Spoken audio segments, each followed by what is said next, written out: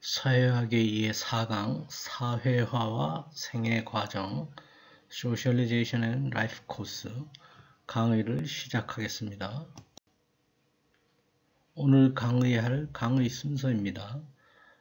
우선 사회적 자아와 사회화를 살펴보는 단계에서는 사회화 이론이 되겠죠. 아동발달 이론, 여기에는 뭐 심리학적 이론도 있고 사회학적 이론도 있고 교육학적 이론도 있고 각각 중요한 영향을 끼치고 있는 사회화 이론들을 살펴볼 것입니다. 그 다음에는 사회화 기간, 그 다음에 본격적으로 들어가서 이제 사회화란 무엇인가에 들어가서 특히 남녀별로 왜 각기 다르게 사회화되는가 하는 문제를 사회학적 문제과 더불어서 살펴보겠습니다. 여기까지가 1부에서 다룰 것이고 2부로 이제 넘어가면 라이프 코스, 생애과정 전반을 살펴볼 건데 거기 보면 인간이 출생해서 아동기, 10대 청소년기, 성인기, 중년기, 노년기 이렇게 거쳐간다고 할 수 있는데 특히 이 부분에서는 노년기에 중점을 두고 설명하겠습니다. 그래서 뒤이어 에이징, 나이 먹음, 연로함 이렇게 표현할 수 있겠죠. 거기에서 인간사회의 노령화를 살펴보고 그 다음에 그 각각 또 노령화에 대한 사회학적 설명들을 살펴보는 기회를 갖고 그 다음에 이제 마지막으로 죽음의 문제에 대해서 죽음, 임종 이 문제에 관해서 현재 사회학적으로 논의되고 있는 게 어떤 것들이 있는지 살펴보도록 하겠습니다. 그래서 노령화부터 이제 2부에서 다루는 걸로 그렇게 진행을 하겠습니다. 우선 본격적인 강의에 들어가기 전에 에피소드를 소개하겠습니다. 여러분한테 질문을 던진다면 거기 영어적 표현을 해서 좀 알아듣기 쉬우라는 그 의미에서 질문을 했는데 몇 가지 질문을 해보면 이렇습니다. 여러분들은 지금까지 전개된 자신의 삶을 어떻게 회고하는가? 그리고 오늘 현재 성취해서 누리고 있는 자신이 되기까지, 현재 자신이 되기까지 어떠한 인생 경로를 밟아왔는가? 또 지금까지 전개된 여러 가지 본인한테 다가왔던 사건 가운데 가장 기억되는 사건은 어떤 것인가? 그 다음에 이제 여러분의 지금 현재 삶의 모습이 주변에 있는 뭐 부모나 친지나 이런 사람들하고 다른 가족들이나 친구들 사이에 이런 사람들하고 어떻게 연결이 되느냐, 연관이 되느냐 이렇게 질문을 한다면 여러분들은 그 질문에 대해서 뭐라고 답할까요? 그 답은 아마 각기 다르겠지만 우리가 그 질문에 대한 답을 하게 되면 그것이 이를테면 여러분들의 인생사가 되겠지요. 현재까지 살아온 라이프 스토리가 될 것이다. 이런 얘기입니다. 그래서 우리가 라이프 스토리라고 하면 어떻게 정의 내릴 수 있냐면 사람들의 삶에 대한 해석이다. 본인들에 대한. 근데 각각의 라이프 스토리를 보면 나이를 먹어감에 따라서 자신이 연관된 사건이나 새로운 인간관계 형성 이게 이제 구축되게 되는데 그 단계가 각각 그 단계에 따라서 어떤 사람들하고 그 다음에 어떤 사회 상황에서 연관을 맺느냐에 따라서 이 라이프 스토리가 각각 달라질 것이다. 이런 얘기를 할 수 있을 겁니다. 그래서 어떤 사람의 생애를 이해하는 방식은 그 사람의 삶을 하나의 긴 여정으로 전제하는 거죠. 그래서 이례적 사건이 있지만 그 사건들이 연속으로 이렇게 합해진 거. 그래서 사건 이렇게 사건을 합해서 한 사람의 그 인생을 보게 되면 그게 즉 이제 한 사람의 사건사가 될 수도 있겠다. 그래서 이 사건사라는 것은 그렇게 이제 한 사람의 스토리를 접근한다는 것은 개인의 삶의 주위의 주변인들과 끊임없이 연계되어 부대끼면서 맺어가는 인간관계의 한 측면이 있다. 이런 얘기. 또 하나는 그 개별적으로 그 부대끼면서 살아가는 그 인간관계 외에 그 사회의 특성이 있을 수 있다 이런 얘기죠. 그러니까 어떤 사람이 태어나서 한 사람의 인생이 구성되는 걸 보면 그 사람이 어떤 친구 관계를 유지하고 그 다음에 어떤 부모 밑에서 태어나고 그 다음에 어떤 직장에서 어떤 사람들과 관계를 맺느냐, 사람들과 관계를 맺는 거 하나가 있겠죠. 개인사니까. 그런데 그게 그 사람의 인생사를 전적으로 결정하는 게 아니라 또 하나는 그 아래 있는 것처럼 사회 구조가, 그 사람이 예를 들어서 한국 사회에 살고 있느냐, 한국 사회 중에서도 강원도에 살고 있느냐, 뭐 또 춘천에 살고 있느냐, 그런 거, 그 사회의 전반적인 구조, 뭐 그렇게 지역적으로 나눌 수도 있지만 그 사람이 또 어떤 직업을 가지고 있느냐에 따라서 구성되는 게 있겠죠. 그러니까 개인적인 특성, 사람들과 관계를 맺는 개인적인 특성뿐만 아니라 사회적인 특성이 더불어서 그 사람의 인생을 구성한다 이렇게 얘기할 수 있겠죠. 그래서 생애 과정이라고 하는 것 자체가 뭐냐면 그 사람이 성장하면서 어떠한 인성을 갖느냐, 어떠한 퍼스널리티를 갖느냐 하는 걸 결정짓는데 중요한 요소가 된다 이런 얘기예요. 그래서 한편으로는 그런 측면이 있고 또 라이프 코스라고 하는 생애 과정이라는 게 더 적극적으로는 그 사람이 어떤 사회화 과정을 겪느냐에 따라서 또 더 넓은 그 사회가 어떻게 영향을 주느냐에 따라서 개인의 퍼스널리티가 각기 달라질 수 있는 그 차원에 놓이게 된다. 이렇게 말씀드릴 수 있겠습니다.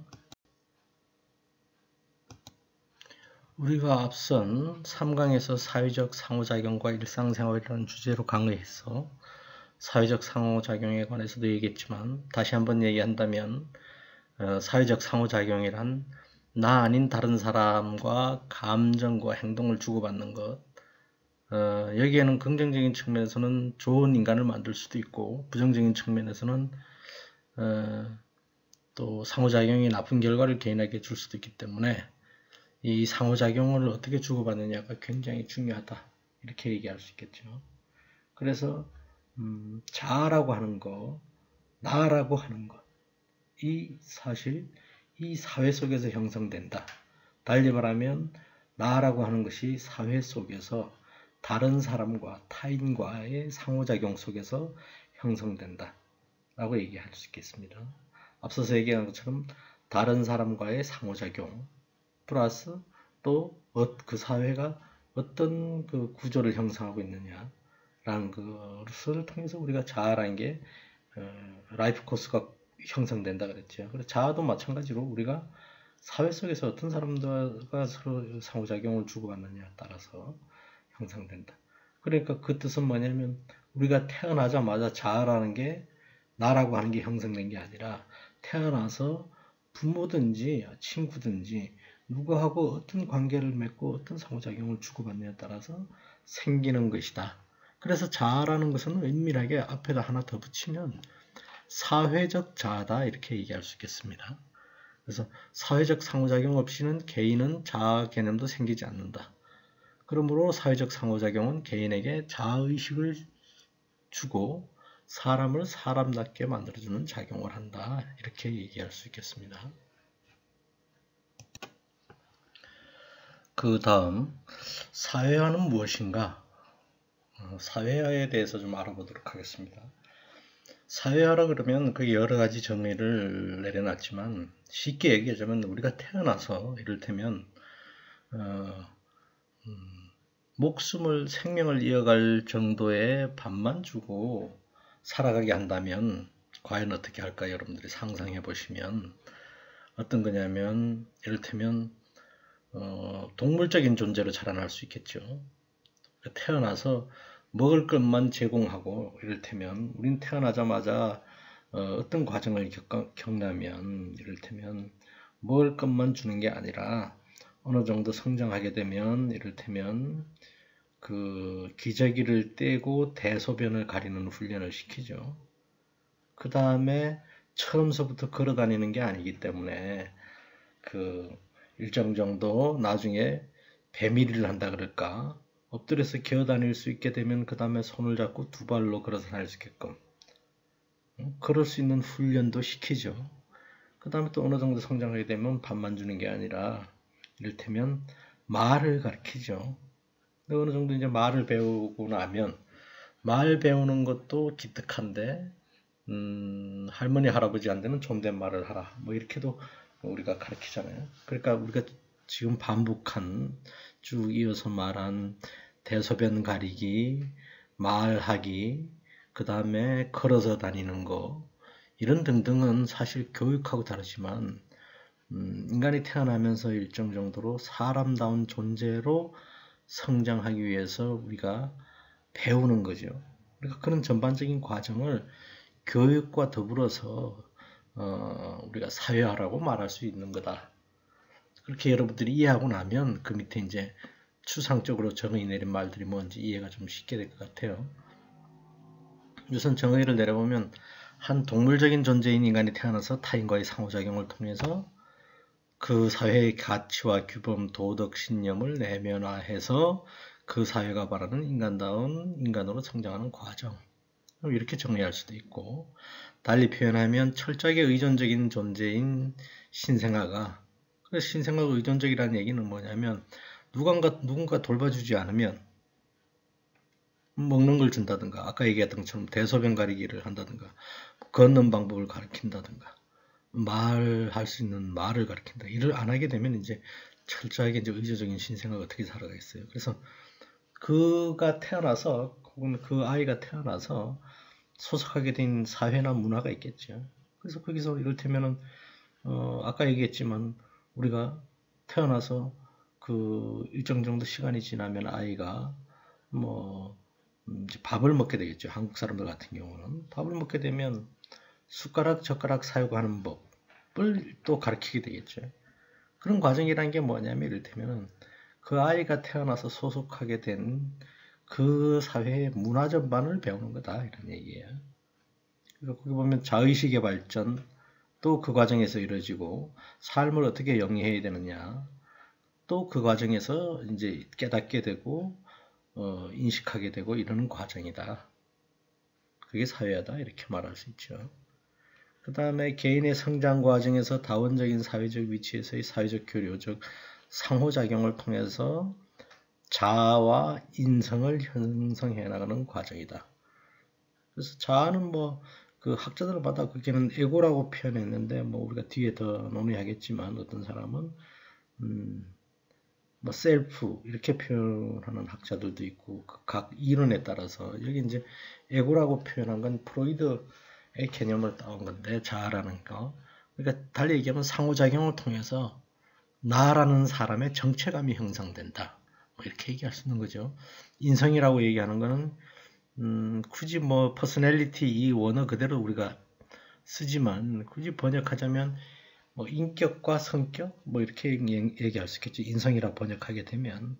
근데 요즘 이제 퍼스널리티 이 말을 그냥 그대로 옮겨 쓰기도 해요. 그러니까 한 사람이 성장해서 어느 위치에 그 사람이 20대든 뭐 50대든 어느 위치에 특정한 사람이 있다 그러면 그 사람의 자아와 인성이라는 게 사회화 과정을 통해서 생겨난 과정의 결과물이다. 이렇게 얘기할 수 있을 겁니다. 그래서 어린이나 젊은 층의 사회화는 특정 사회가 장기간에 걸쳐서 구조적으로 구사해온 사회적 재생산을 포괄적으로 수행하는 과정이다. 특히 이제 어린 시절의 사회화가 그만큼 중요하다. 그래서 예전에는 뭐 어떤 사람들은 어린 시절의 사회화가 전부 다 이루어지는 것처럼 얘기했지만 요즘은 이제 전생에서 걸쳐서 일어나지만 특히 어린 시절에 어떤 과정을 겪느냐 이게 중요하다. 그래서 이제 뒤에 우리가 살펴보겠지만 이제 사회화의 이론들도 주로 이제 그때 어떤 사회화가 이루어지는 데 대한 논쟁이 이제 중심 주제가 되겠죠. 좀 넓은 의미로 말하면 학습, 교육, 가르침 뭐 이렇게 바람직한 인성 품성으로 만드는 과정 이렇게도 얘기할 수가 있겠다. 그 다음에 이제 사회화 기관에 대해서 잠깐 더 부연 설명을 하고 다음 주제로 넘어갈게요. 여기 보면 사회화 기관에서 뭐라고 설명했냐면 사회화의 기관 하면 에이전시라고 표현되어 있죠. 그래서 우리가 에이전시라고 그러면은 대행, 우리가 광고 대행사 뭐 이렇게 할 때도 에이전시라는 표현을 쓰잖아요. 그것처럼 사회화 기관 이렇게도 번역하고 사회화 대행자라고도 말할 수 있겠죠. 그러니까 사회화를 시켜주는 어떤 특정한 사회 구성원이 태어나서 사회화가 돼야 되는데 사회화를 누가 시켜주는가 하는 그 있겠잖아요. 그건 이제 뭐 표현을 이제 그렇게 한 거예요. 그게 이를테면은 누구랑 구체적인 사람일 때도 있지만 전반적으로 얘기했을 때는 제도일 수 있기 때문에 에이전시를 사회화 기관 이렇게 번역한 거예요. 그래서 1차 사회화 기관 처음에 태어나자마자 누구의 영향을 받겠어? 아까 얘기했지만은 태어나자마자 걷게 하는 훈련, 말하게 하는 훈련, 대소변 가리기 훈련하는 거 이거 엄마가 시켜주는 거잖아요. 그러니까 그걸 이제 전반적으로 얘기하면 뭐 엄마만 있는 게 아니니까 가족 내에서 이루어지잖아요. 그런 그 학습 내지 그런 사회화라는 게. 그래서 1차 사회화 기관은 가족이다. 그래서 가족은 1차 사회화 기관에서 생애 최초의 사회화 기관이다. 이렇게 말씀드릴 수 있습니다. 그 다음에 이제 2차 사회화 기관이 뭐냐? 그건 이제 좀 더 아이가 자란 다음에 아동기의 뒷부분, 그 다음에 또 청소년기 뭐 이럴 때 그 다음에 쭉 이어지는 생애 과정에서 일어나는 건데 우리가 일단 우리가 소꿉동물화 그래가지고서 같이 노는 또래 집단들이 있을 수 있죠. 그래서 피어 그룹이라 그러면 뭐 예전에는 번역하기를 동료 집단 이렇게 번역한 것도 있는데 또래 집단 이렇게 얘기하는 거예요. 그러니까 비슷한 동년배들끼리에서 뭐 대충 이제 동갑내기들이 이제 구성되는 그런 걸 이제 또래 집단이라 그러죠. 그래서 요즘은 특히 이제 현대 사회에 와서는 아이들이 한 자녀, 두 자녀 뭐 이렇게 되잖아요. 그러니까 옛날에는 가족 구성원들 중에 형제 자매를 통해서 사회화의 영향도 주고받았는데 요즘 아이들은 특히 이제 그 형제가 다양하게 있지 않기 때문에 특히 이제 그 어린이집에 간다든가 유치원을 가게 되면 동년배 집단이 있게 되겠죠. 그들을 통해서 이제 각종 사회관계를 유지하고 사회를 어떻게 우리가 살아나가야 하는지 또 유지되어야 하는지 그런 관계를 거기서 중요하게 배운다 이렇게 얘기할 수 있겠습니다. 그래서 그건 이제 학교에서 또래 집단이 형성되기도 하고 그거보다 더 낮은 단계인 우리식으로 얘기하자면 유치원 어린이집에서도 형성되기도 하죠. 이제 학교에 본격적으로 가게 되면 이제 학교에서는 말하자면 교과서를 통해서 지식도 전달하지만 기술도 전달하지만 각종 이제 사회에 살아가면서 필요한 지식 어떻게 해야 되는지 그 다음에 뭐 윤리랄까 이럴 때면 도덕이랄까 그 다음에 규범이랄까 이런 걸 이제 배우는 과정을 같이 겪게 되겠죠. 이제 정식적으로 이제 그렇게 드러내놓고 교육하는 바도 있고 그 다음에 거기 얘기한 것처럼 은폐된 교과 과정이라고 그래서 우리가 학교 다니게 되면 공부하는 데니까 뭐 공부를 성적으로 해가지고서 공부를 잘해야 되는 그걸 이제 받아들이게 되면 뭐냐면 우리가 자본주의 사회는 경쟁 사회니까 경쟁 사회에서 어쨌거나 이겨내야 되는구나 이런 걸 이제 간접적으로 배우게 되는 거죠. 또 하나는 뭐냐면 이를테면은 9시까지 학교 오라 그러면 뭐 9시부터 오후 3시까지 끝난다 그러면은 그때까지 학교에 쭉 있어야 되죠. 그 다음에 이제 학교 안에서 9시 종이 쳐서 1교시 시작하면 뭐 8시 45분이든지 9시 45분이든지 50분이든지 그 수업 때는 학교 교실 내에서 수업에 집중해야 되고 그 다음에 이제 정해진 시간 쉬는 시간 있으면 그때야 이제 쉴 수 있는 거고 이런 걸 배우게 되잖아요. 그러니까 이제 학교에서 정해놓은 규칙이 있어요. 규칙을 배우게 되는 거죠. 그리고 그 다음에 또 학교에 가보면 선생님들이 많은 사항을 결정해요. 그러면 이제 선생한테 잘 보여야 된다니까 아니면 선생들의 그 지시나 요구에 잘 따라야 된다는 거 이걸 배우게 되겠죠. 그러니까 권위에 굴복하고 명령에 복종하는 법 이런 것도 배우는 거예요. 그러니까 학교가 지식과 기술만 배우는 게 아니라 이를테면은 사회에서 정해놓은 규칙을 잘 따라야 된다는 거. 그 다음에 사회가 자본주의 사회는 경쟁 사회이기 때문에 다른 사람보다는 이겨야 된다는 거. 그 다음에 그 사회에서 누가 힘 있는 자인가에 따라서 힘 있는 자에게 저항하기보다는 복종하는 게 이를테면 자신에게 유리하다는 거. 이런 등등 학교에서 공개적으로 드러내놓지도 않은 걸 이제 배우게 된다는 거죠.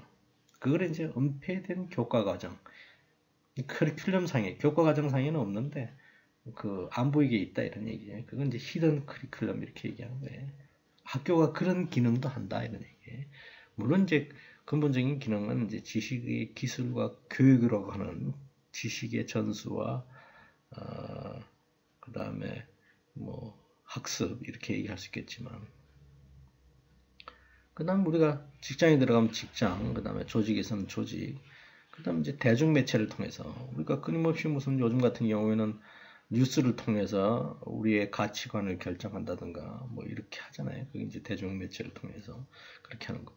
특히 이제 어린아이들 같은 경우도 뭐냐면, 이거는 이제 대중매체라 그러면 우리 흔히 오해하면 성년기에 접어든 사람들이 이제 대중매체의 영향을 받아서 자신의 사회화에 그 매개가 된다 이렇게 얘기할 수 있겠지만, 요즘 같은 경우는 이제 어린 아이들도 그 대중매체에 노출돼서, 이를테면 뭐 우리가 그 뽀로로 같은 경우는 뭐 아이들의 대통령, 어린이의 대통령, 뭐 뼈통령 뭐 이렇게 얘기하잖아요. 그런 표현처럼 아이들이 이를테면 그 세계를 통해서 TV에 나오는 걸 통해서 말도 배우고, 그 다음에 그들끼리 어떤 관계를 유지해야 되느냐 이런 걸 배우고, 훨씬 더 어린 아이들은 우리가 그 색을 이를테면 받아들이는 것, 색감도 이를테면 어디에서 형성되냐, 뭐 TV를 카라 TV로 보고 이제 색감도 받아들이게 되면, 사실 TV의 영향력이라는 것이 한 세대 이전에 비하면 굉장히 중요한 사회화의 기관, 사회화의 매체로 등장했다. 이렇게도 말씀드릴 수 있을 것 같습니다. 좀 빼트린 것 같아서 다시 말씀드렸고 지나가겠습니다. 그 다음 주제가 이제 운동장 사회화인데, 우리가 앞서서 얘기한 사회화 기관 중에서 특히 이제 또래 집단 얘기했죠. 피어 그룹. 그래서 이 운동장 사회화는 거기 보면 socialization in the school ground, playground 이렇게 돼 있잖아요. 베릴 손이라는 거 하는 사람이 젠더 플레이라고 하는 연구를 해서 이 결과를 발표했는데, 쉽게 얘기하자면 아이들은 그 자신의 성장 과정에서 특정한 나이 연령대에서는 친구들 사이에 부모의 영향력이나 선생님 영향력보다는 친구의 영향력이 막강하더라. 이런 얘기를 이제 하고 싶은 거죠. 이 주제는. 그래서 보면 그 구체적으로 보면 이런 얘기예요. 아동들이 그들의 부모나 선생님으로부터 젠더의 의미를 수동적으로 학습하기보다는 아동들이 서로 상호작용하는 가운데 자기네들끼리, 또래끼리 그 의미를 적극적으로 창조하고 나가서 재창조하더라. 그래서 또래 집단이 젠더 사회에 엄청난 영향력을 행사하더라. 그래서 어린이 자신이 신체적 발달 과정에 당면했을 때 그것이 당혹감으로 올지 아니면 자신감으로 다가올지 그 영향을 누가 주느냐? 친구들이 주더라 이런 얘기예요. 부모가 아무리 뭐 얘기해도 그 영향보다 친구 영향이 더 막강하더라 이런 얘기예요. 즉 뭐냐면, 우리가 이제 아이들 입장에서 보면 어느 성장기에 어느 과정에 이르르면 2차 성징이 나타나겠죠. 그래서 특히 이제 그 여학생들 같은 경우를 보면 처음으로 이제 하게 되는 초경이 나타나고 이제 2차 성징이 발달하게 되면 뭐 브래지어도 하게 되고 이렇게 되는데, 그게 뭐냐면 이를테면 같은 또래 집단 중에서 예를 들면 인기가 많아요. 이쁘고 잘생기고 뭐 저 인기 많고 공부도 잘하고 이런 학생이 그걸 먼저 시작했다라는 걸 알게 되면, 자기가 아직 안 하고 있으면 2차 성징이 안 됐으면 자기도 빨리 쟤처럼 됐으면 하는 생각을 한다는 거예요. 그러니까 부러워하는 거죠. 그리고 부러워함과 동시에 그 학생이 자기가 좋아하는 학생이 인기 있는 학생이 했기 때문에 먼저 그걸 부러워함과 동시에 빨리 나도 그런 과정이 왔으면 하고 기대를 한다는 거예요. 그런데 이제 반대로 어떤 의미에서 보면 학교에서 인기 없는 학생이 혹은 뭐 요즘식으로 표현하면 일베에 소속된 학생이라서 무슨 학생들이 좀 두려워하고 꺼려하는 학생이 그런 아이가 먼저 이제 그 초경을 시작하고 그 다음에 2차 성징이 발달해서 이제 키도 커지고 이제 여성이니까 여성다움으로 변모하고 있으면 같은 또래 아이들은 자기가 별로 바람직하게 생각하지 않는 그 또래 집단 중에 한 구성원이 그런 걸 먼저 시작하면 그걸 이제 긍정적으로 안 바라보게 되더라 이런 얘기예요. 그러니까 그게 사실은 나이가 되면 다 겪는 과정인데 아이들 입장에서는 자기가 좋아하는 인기 있는 아이가 하게 되면 나도 빨리 그랬으면 하고 기대하게 되고 그렇지 않은 경우에서는 난 저런 거 안 왔으면 좋겠다 이런 생각을 한다는 거예요. 그만침 이제 또래 집단이 이 성장기에 있는 아이들한테는 큰 영향을 준다. 그래서 플레이그라운드, 학교 운동장에서 있는 아이들이 그렇게 큰 영향을 주는 거다. 학교에 있는 또래 집단이 영향을 준다. 이 얘기를 하는 거죠. 그래서 거기 보면 어린이란 나름대로의 사회적 세계를 구축해 나가는 존재로서의 그들 특유의 사회 과정에 영향을 끼치는 행위자다. 누구보다도 자기 친구들 사이에 어떤 영향력이 자기 신이 사회화되는데 영향을 준다. 이런 연구라고 얘기할 수 있겠습니다. 그 다음으로는 젠더 사회화에 대해서 알아보겠습니다. 젠더 사회화라 그러면 우리가 다음 기회에 젠더와 섹슈얼리티라 하는 그 주제로 한 번 더 강의하겠지만 일단 여기서는 이제 젠더라고 그러면 남성, 여성 또는 이제 남성 정체감, 여성 정체감. 우리가 이제 흔히 얘기할 때 영어로 표현할 때 섹스라고 표현하면 우리가 해부학적인 남녀 구분법. 그러니까 생물학적으로 해부학적으로 딱 봐서 남자인가 여자인가 이렇게 차이 낼 때는 이제 섹스란 표현을 쓰고 성별을 할 때. 그다음 이제 사회적인 성. 남성이냐 여성이냐 이렇게 표현할 때는 젠더란 표현을 써요. 그래서 젠더를 사회적인 성. 그래서 남성, 여성 이렇게 구분하기도 하고 남성다움, 여성다움 이런 정체감까지 포함해서 이제 젠더라고 그러죠. 근데 이 남성다움, 여성다움이라는 게 어떻게 구축되느냐 하면 태어날 때부터 남성적인 특성, 여성적인 특성 사람들이 가지고 태어난 게 아니라 저 아이는 여자아이니까 저 아이는 남자아이로 해박적으로 태어났으니까 얘는 남자이니까 이를테면은 바지를 입히고 여자이니까 치마를 입히고 여자이니까 이를테면은 장난감 총을 가지고 놀면 안 되고 인형을 가지고 놀아야 되고 그 다음에 남자이니까 이를테면은 인형을 가지고 놀면 안 되고 뭐 이렇게 끊임없이 이렇게 그 기존에 있는 사회 구성원들이나 사회 제도나 사회 구조가 영향력을 행사죠. 그래서 성장하게 되면은 처음에는 똑같은 여자아이, 남자아이로 그냥 아이로 태어났는데 성장하는 과정에서 한 아이는 여성다움을 지닌 여자아이로, 여성으로, 그 다음에 남성다움을 지닌 남성으로 이렇게 자란다는 거죠. 외형뿐만 아니라 이제 아까 얘기했지만 성격, 인성 자체가 이제 그런 식으로 변화돼 간다 이런 얘기. 그걸 이제 젠더 사회화죠. 그러니까 남성다움, 여성다움, 남성이 뭐냐라는 여성이 뭐냐는 지위에 따른 그 역할을 배워가는 과정이다 이런 얘기. 그러니까 똑같은 사람인데 그 사회가 그걸 규정짓는 바람에 한 사람은 남성으로, 한 사람은 여성으로 남녀의 경우에 태어난 데 따라서 그렇게 정체감을 형성하게 된다 이런 얘기예요. 그런 얘기를 좀 더 살펴보면 젠더가 어떤 의미에서 보면은 처음서부터 태어나면서 젠더라는 게 가지고 태어나는 게 아니라 젠더는 학습되는 거다라는 얘기를 할 수 있겠죠. 그래서 젠더 학습이라는 표현을 썼어요. 그러니까 신생아가 습득하는 젠더 학습은 거의 무의식적으로 일어난다. 자기가 원해서 일어나는 게 아니라 성장해보면 자기도 자라는 과정에서 여자아이는 여자아이의 정체감, 여성의 정체감을 갖게 되고 남자아이는 남성의 정체감을 갖게 되고 뭐 이렇게 되는 거예요. 그러니까 그 자기가 깨닫고 그 과정을 겪는 게 아니다 이런 얘기예요. 그러니까 실제로 보면 어린이가 실제로 스스로로 사내아이냐 여자아이냐 이렇게 규정되기 전에 다양한 형태로 비언어적인 암시를 받는다. 이런 얘기입니다. 그러니까 뭐냐면 우리가 태어나면 우리 보통 요새 이제는 집에서 태어나지 않고 뭐 할머니나 산파가 아이를 받는 게 아닐 때가 병원에서 태어나잖아요. 병원에서 태어나면 여자아이는 분홍색 담요, 남자아이는 파란색 담요. 뭐 이렇게 해서 아이를 구분시켜서 이렇게 태어나자마자 그렇게 구분을 한다는 거예요. 그 다음에 뭐 이제 여기 보면 비언어적 암시라 그랬으니까 그런 암시를 받는 거고. 구체적으로는 간호사가 태어날 때 이제 아버지한테 처음 아이를 보여줄 때 포대기에 이렇게 안고 가가지고서 말할 때 아니면 산모한테 말할 때 여자아이 같으면 예쁜 공주가 태어났다. 그 다음 남자아이 같으면 아유 뭐그저 목소리도 우렁찬데 장군감이다 이렇게 표현해요. 남자아이 여자아이 보고 장군감이다.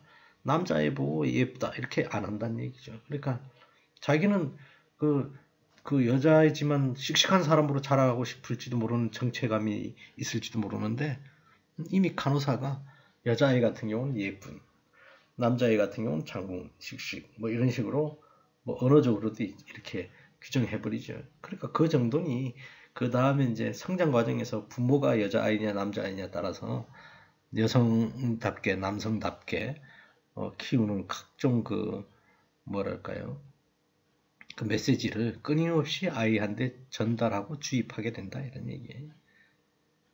그래서 아이 스스로는 잘 모르는데 2살 무렵이 되면 이제 어린아이가 젠더가 뭔지 부분적으로 이제 이해가 쟤가 여자네, 쟤는 남자네 이렇게 이제 깨닫게 된다는 거죠. 우리가 이제 성인처럼 구체적인 거 아니지만 다르게 생겼구나 이 정도 이제 느끼게 된다는 거죠. 그래서 5살, 6살이 되면 이제 그때까지 이제 모든 사람은 저기는 부를 때 아저씨라 불러야 되고 저기는 아줌마라 불러야 되고 뭐 이렇게 이제 자기 스스로 파악하게 되는 거예요. 할머니, 할아버지 뭐 이런 식으로 구분할 수 있게 된다는 거죠. 그렇지만 이때조차도 그게 자기가 그렇게 봐서 이렇게 그냥 판단하는 거지 뭐 외형적으로 봐서 그 성 차이가 남성 여성의 성 차이가 우리가 해부학적으로 생물학적으로 다르게 생겨서 그게 구분되는 거나 이렇게까지는 이해하지 못한다는 얘기예요. 대여섯 살 때까지. 그리고 그 다음에 이제 우리가 왜 그러면 더 여성이냐 남성이냐가 더 분리되고 강화되느냐 여성은 여성으로 사회되고 남성은 남성으로 사회되냐 이렇게 하면 아까도 얘기했지만 태어날 때부터 언어적 비언어적 암시를 받지만 성장 과정에서 우리가 가지고 노는 장난감, 그림책, 텔레비전 프로그램 이게 이제 남성이냐 여성이냐에 따라서 지위가 규정되면 그 지위에 따른 역할이 있겠죠. 역할 고정관념. 그럼 이제 남자들 같은 경우는 어때야 되는지 여자들 같은 경우는 어때야 되는지 뭐 이런 게 나오잖아요. 그럼 뭐 예를 들면 TV를 봤으니까 남자들은 뭐 우리나라식으로 옛날식으로 얘기하면 남자는 태어나서 3번 운다? 그런 얘기는 울면 안 돼. 그럼 뭐 엄마가 이제 예를 들어서 사나이가 그런 거 가지고 울면 안 되지 뭐 이렇게 얘기했다면 그런가 보다 해요. 근데 TV에서도 이제 그래. 이제 그러면 이제 그렇게 받아들이게 된다는 거예요. 그러니까 이제 뭐 여자아이가 이제 막 전쟁 놀이를 하고 장난감총으로 이렇게 하면 TV에서 이제 그런 게 안 나타나잖아요. 근데 이제 그런 데다가 집에서 그렇게 놀고 있으면은 엄마가 와서 이제 제지한다 이런 얘기예요. 이 여자아이가 그렇게 부산을 떨면서 놀면 되겠니?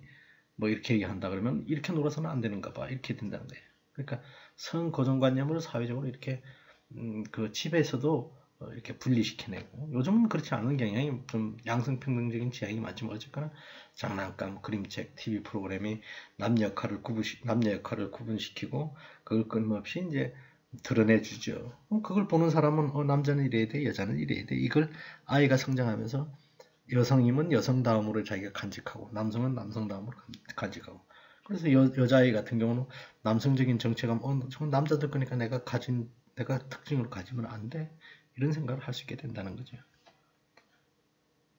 그래서 마지막에 보면 젠더 사회의 위력이 굉장히 막강하다. 일단 젠더라는 게 주어지면 사회는 우리 각자 개인이 여성 또는 남성으로 행동할 것을 기대한다. 그리고 이러한 기대가 이행되고 재생산되는 것은 일상 속의 실천을 통해서다. 그래서 우리가 앞에 젠더 트러블을 쓴 주디스 버틀러 같은 경우는 뭐라고 그랬냐면 일상 속의 실천이라죠. 그러니까 남성 여성으로 처음으로 그렇게 구분돼서 태어난 게 어디냐. 살다가 보면은 그 사람이 어떤 퍼포먼스, 어떤 이행을 하면서 일상 속에서 어떤 실천을 하느냐에 따라서 여성 남성으로 구분될 수가 있을까? 뭐 이런 이제 얘기를 했다는 거죠. 그처럼 우리가 이제 사실 여자 남자 여성 남성 여성다움 남성다움 여성 정체감 남성다움 남성 정체감 이거는 사회에서 만들어낸 거다. 이런 상호작용을 통해서 그렇게 얘기할 수 있겠습니다. 그래서 구체적으로 이제 장난감 동화책 뭐 이런 얘기 있어요. 동화책 같은 경우는 이제 분석해 봤어요. 동화책에서 얼마나 성고정관념이 이제 투여되어 있느냐. 그건 이제 동화책을 보는 아이들은 그 책을 읽으면서 여자아이는 여자는 이래야 하나 봐. 그다음에 남자는 이래야 하나 봐. 이제 그걸 배우게 된다는 거죠. 얼마나 이제 균형감 없이 남성 여성을 그려놨는지 이제 그걸 이제 책을 통해서 한번 분석해 본 거예요. 학령전, 그러니까 아이들이 이제 취학하기 전에 아이들이 읽는 동화책이 있는데 거기서 젠더 역할이 굉장히 뚜렷이 구분돼서 서술되어 있더라 하는 얘기입니다. 그러니까 이야기 그림 속에 등장하는 인물들의 경우 남자들이 여자보다 훨씬 더 많이 소개되는데 그 비율이 11대 1 정도더라. 남자들은 어떤 식으로 그려놓느냐? 독립심과 근력을 필요로 하는 몸이 뒤따르는 목표 추적과 집 바깥 야외에서 행위에 관여하는 걸로 남성들을 그려놓고 여자아이가 등장할 경우에는 수동적으로 묘사되는 대부분 집안 실내 활동에 한정돼서 역할이 묘사되더라 이런 얘기죠. 그래서 여자들은 남자를 위해서 요리를 하거나 청소를 하거나 그 다음에 남자가 돌아오기를 기다리는 모습 이런 걸로 그려놓더라 이런 얘기. 그러니까 남자 여자라는 게 특정한 역할이 있는 게 아닌데 소설이나 여기 같은 경우는 지금 그림책에서 이미 그려놓으면 아이들이 성장하면서 그 영향을 받게 된다 이런 얘기예요. 여자아이 입장에서는 여자들은 저렇게 남자들이 하는 것처럼 독립식 근력이 필요한 모험이 따르는 거 이런 거는 이 여자들이 하는 게 아닌가 봐. 뭐 이렇게 이제 멀리하고 여자들이 하는 뒤에 남자를 위해서 뭐 요리하거나 청소하고 기다리고 이런 모습으로 자기 자신의 정체감을 형성해 나가게 된다 이런 얘기거든요. 그 다음 이제 여성들은 대부분 이제 무슨 우리도 옛날에 표현에 현모양처 이런 표현이 있었지만 아내이거나 어머니가 돼야 되는데 그런 아내나 어머니가 아닌 사람들은 마귀나 요정이나 대모나 그러니까 이를테면 현대의 사회라고 얘기하면은 무슨 비혼녀 전문인으로 혼자 당당히 이제 결혼 안 하고 살아가는 사람들 같은 경우에는 어떤 사람들은 뭐 요즘 같은 측면에서 보면은 전문가로서 당당함, 자신만만함, 그 다음 경제력도 있고 뭐 이렇게 해서 나쁘지 않게 그려놓을 수도 있잖아요. 근데 이제 예전 같은 경우에는 이 그림책 속이나 이런 데서는 마귀 요정 뭐 이런 식으로 그려놨다는 거예요. 그럼 남자들은 혼자 살면서 그래 독립적이라고 하면 투사 뭐 이런 식으로 왕 뭐 이런 식으로 좋게 이미지 좋게 그려놓다 이런 얘기. 그래서 이 고정관념이라는 게 젠더별로 형성이 달리 되어 있다 이런 얘기예요. 여성은 좀 이렇게 남성은 좀 좋은 측면으로 그렇게 그려놨다 이런 얘기예요. 그건 여전히 이제 현재까지도 소설이나 무슨 특히 아이들 그림책에서는 남녀 역할에 예를 들면 뭐 여러 가지 있잖아요. 인어공주, 백설공주, 신데렐라 이런 거 보면 다 이제 여성 역할이 어때야 되는가에 대한 그 묘사가 있죠. 고정관념. 그러니까 뭐 신데렐라 같은 경우는 어느 날 왕자가 나타나서 일확천금이 부귀영화를 누리게 되는 거잖아요. 그러니까 혼자서 독자적으로 그런 과정에 이르는 게 아니잖아요. 그러니까 이제 그런 식으로 다 이제 수동적인 모습을 그려놨다 이런 얘기예요. 그 뒤에 이어지는 얘기는 우리가 여러분들이 예전 영화인데 본 사람 요즘 이때 영화가 나왔을 때는 한 편으로는 센세이션을 했죠. 왜냐면은 그 구도가 여태까지 신데렐라나 백설공주나 같은 스타일이 아니었기 때문에 그러니까 여성을 그려놓으면 무조건 수동적이고 이쁘고 그 다음에 남성에 의해서 미래가 좌우되고 뭐 이런 모습을 그려놨는데 그렇지 않은 영화가 바로 슈렉이었다. 이런 건 이제 예외적이고 극히 드물었다.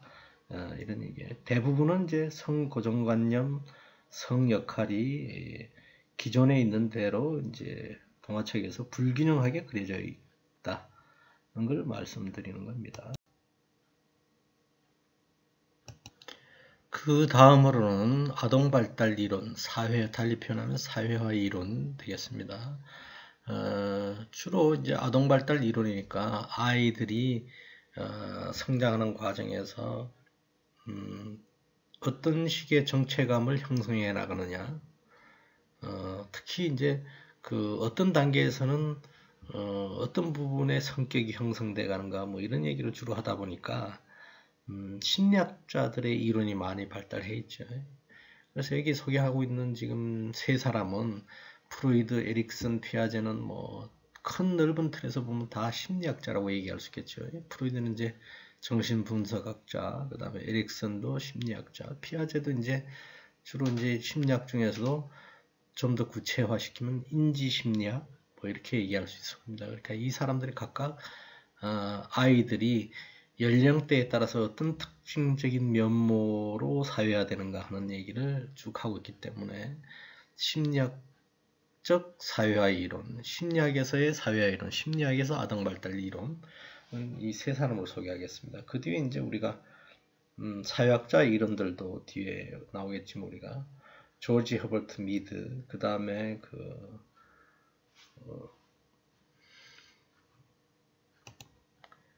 쿨리라는 사람의 이제 거울자 이런 것도 이제 더불어 살펴보겠습니다. 우선 대략적인 것만 보면 여기 이제 연령대별로 이렇게 되어 있는데 특징적인 건 뭐냐면 에릭슨하고 피아제는 인생의 전 단계를 거쳐서 그러니까 생애주기 우리 라이프 코스라니까 라이프 코스 전반에 걸쳐서 우리가 끊임없이 사회화된다.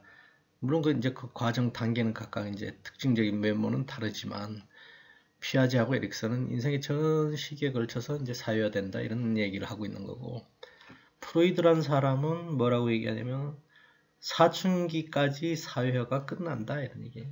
그러니까 사람의 성격 형성이나 뭐 우리가 퍼스널리티라 얘기했지만 이런 건 사춘기 이전에 다 형성된다 라는 특징을 좀 다르죠. 뒤에 두 사람하고는 시기를 여기 특정해놨고 이 사람들은 인생의 전 기간을 거쳐서 된다 이렇게 얘기해요. 그 다음에 또 프로이드의 한 특징이라 그러면 여기에 있는 우리가 이제 구순기, 항문기, 음경기, 잠재기 이렇게 구분되어 있는데 이 사람은 여기에 결정적으로 3살과 5살 사이에 있는 음경기가 아이들을 그 인성이 형성되는데 굉장히 중요한 시기다 이렇게 얘기했다는 거예요. 그런 이제 특징이 있다는 거죠. 물론 여기 이제 나이는 0세, 1세, 2, 3세는 이제 그 개인차가 있기 때문에 조금씩 다를 수 있지만 이제 일반적으로 얘기했을 때 이제 그렇다는 얘기죠. 그러면 프로이드의 성품 발달 이론부터 살펴보겠습니다.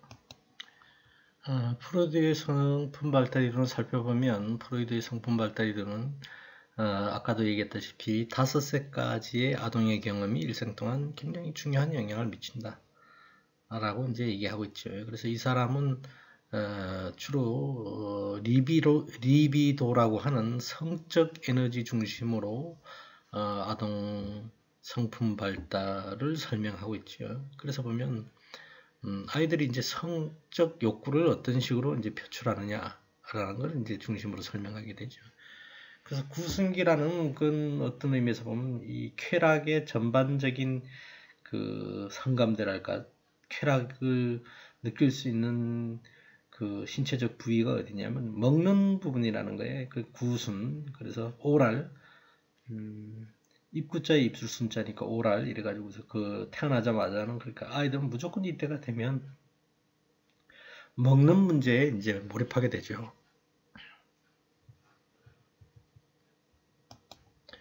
그래서 이때 보면은 배불리 먹고 무엇인가 충분히 빨 수 있는 기회를 주는 게 좋다 이렇게 돼 있잖아요. 그래서 이 나이에 아이들이 집에 있으면 부모들은 이 아이들은 무조건 눈에 띄는 건 손에 잡히는 건 다 입으로 가져가니까 그런 게 아이들 손에 안 닿게끔 뭐 TV 장식장 같은 문도 다 테이프로 꽁꽁 봉해 둔다든가 그 다음에 무슨 그 콘센트 같은 경우도 다 막아 놓는다든가 뭐 이런 건 이제 아이들이 이런 특징을 보이기 때문이라고 얘기할 수 있겠죠.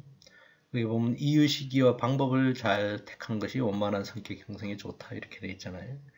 이유 시기와 방법이라고 얘기해놨지만 실제적으로는 아이들한테 예를 들면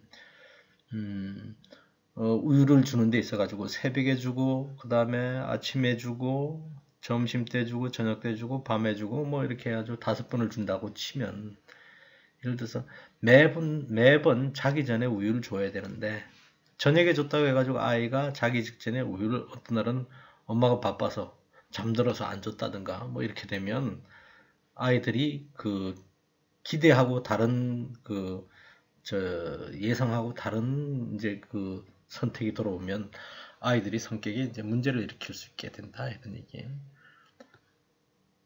두 번째 학문기는 거기 보면 애널 스테이지라고 그래가지고서 이때는 뭐냐면 이제 아이들이 조금 더 성장하게 되면 이제 대소변 훈련을 시키죠. 그래서 이때도 마찬가지로 이를테면 아이들을 어떤 그 대소변 가리기 훈련을 적절히 또 제대로 된 시기에 시키느냐가 굉장히 중요하다. 왜냐하면 아무 때나 누구, 그 다음에 언제, 아무 때나 어디서나 하게 되면은 이제 순간적 행동을 억제 못 하게 되기 때문에 요때 이제 이런 훈련을 잘 받으면 나중에 커서도 이제 행동을 억제할 수 있는 능력, 도덕 질서를 지키는 관념 이런 게 이제 이때 생긴다 이런 거죠. 그래서 우리가 이런 걸 잘 이해해야 되는데 이를테면 이 단계가 되었을 때 이제 그 아이들은 이러죠. 분명히 이제 훈련시켰는데도 불구하고 엄마가 오줌 마려면 오줌 마렵다고 얘기해. 이렇게 얘기를 다 했는데, 아이가 이를테면은 잘 지키다가도 그냥 오줌 마렵다고 말을 안 하고 서서 오줌을 싸는 경우가 있어요. 아니면 오줌 마렵다고 말했는데, 기껏 말했는데 화장실을 데려가면 오줌을 안 싸요. 그런 경우도 있어요. 그럼 이제 엄마가 화를 낼 수 있는데, 프로이드에 의하면 그렇게 하면 안 된다는 거죠. 아이들은 이를테면 그 엄마의 관심 받는 게 굉장히 중요한 그때 나이에서는 그게 관심사이기 때문에 이를테면 아이들이 화장실 가고 싶다고 말하면 엄마가 뭔 일을 하더라도 다 만사를 제치고 그 일에 집중해 주기 때문에 아이 입장에서는 화장실 사실은 오줌 마렵지 않은데도 화장실 간다고 말한 거예요. 그리고 역시 이제 엄마가 관심을 기울여 주니까 오줌 마렵지도 않은데 이제 그 화장실 간다든가 아니면 말 안 하고 이제 어쨌거나 혼나겠지만 그래도 서서 오줌을 싸게 되면 엄마가 어쨌거나 자기 관심을 기울여 주니까. 그러니까 그런 경우에는 이를테면 아이들이 엄마의 관심을 끌려는 한 방책이다. 그래서 이를테면 그런 아이를 너무 심하게 혼내면 그 의도를 모르고 심하게 혼내면 위축된 성격을 가질 수 있다. 그 엄마가 이제 그런 걸 조심해야 된다 이런 얘기죠. 그 다음 무슨 아이가 예를 들면은 화장실에 안 가고 뭐 이를테면은 대소변을 거실에다 싸두고 막 만지는 수가 있어요. 그것도 이제 그 엄마 입장에서 보면은 기겁을 할 일이지만 그것 역시 아이들 입장에서는 자기가 태어나서 최초로 생산한 생산물이기 때문에 더러운 줄은 모른다는 거예요. 그래서 이제 그러고 있으니까 그것도 역시 이제 그 제지시킨 데 있어서 좀 조심해서 할 필요가 있다. 뭐 이런 얘기를 하고 있어요.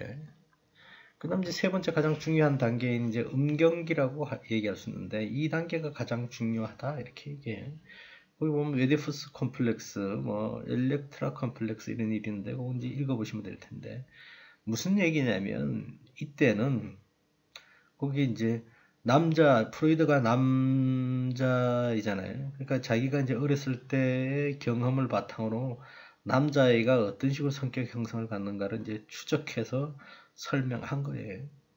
자기의 경험담을 이제 그 기본으로 해서. 그래서 보면 웨디푸스 컴플렉스가 있잖아요. 이 웨디푸스는 뭐냐면 오이디푸스, 웨디푸스는 그리스 로마의 신화에 나오는 웨디푸스예요. 그 웨디푸스가 뭐냐면 이를테면 태어나자마자 왕자로 태어났는데 이 왕자의 어머니의 아버지인 임금과 이제 그 왕과 왕비가 어느 날 신탁을 받았어요. 신에게 물어봤더니만 이 아이는 당신을 살해 죽일 것이고 왕을 죽일 것이고 왕비인 당신의 아내를 아내로 취할 것이다 라는 신탁을 받았어요. 그러니까 새로 태어난 아이가 자기를 죽이고 자기 아내를 와이프로 삼는다 그러니까 어느 임금이 어느 왕이 그걸 그냥 두겠어요. 그래서 내다 버려라 이렇게 된 거예요. 그 아이를. 근데 그 아이를 내다 버리라고 했는데 스토리가 진행되려면 그냥 내다 버려서 죽으면 안 되겠지. 그래서 이 아이를 어느 숲에다가 시종들이 어느 숲에다 가서 나무에다 매달았는데 그냥 죽이기는 뭐하니까 죽일 수는 없고 해서 나무에 거꾸로 매달아 놨다는 거예요.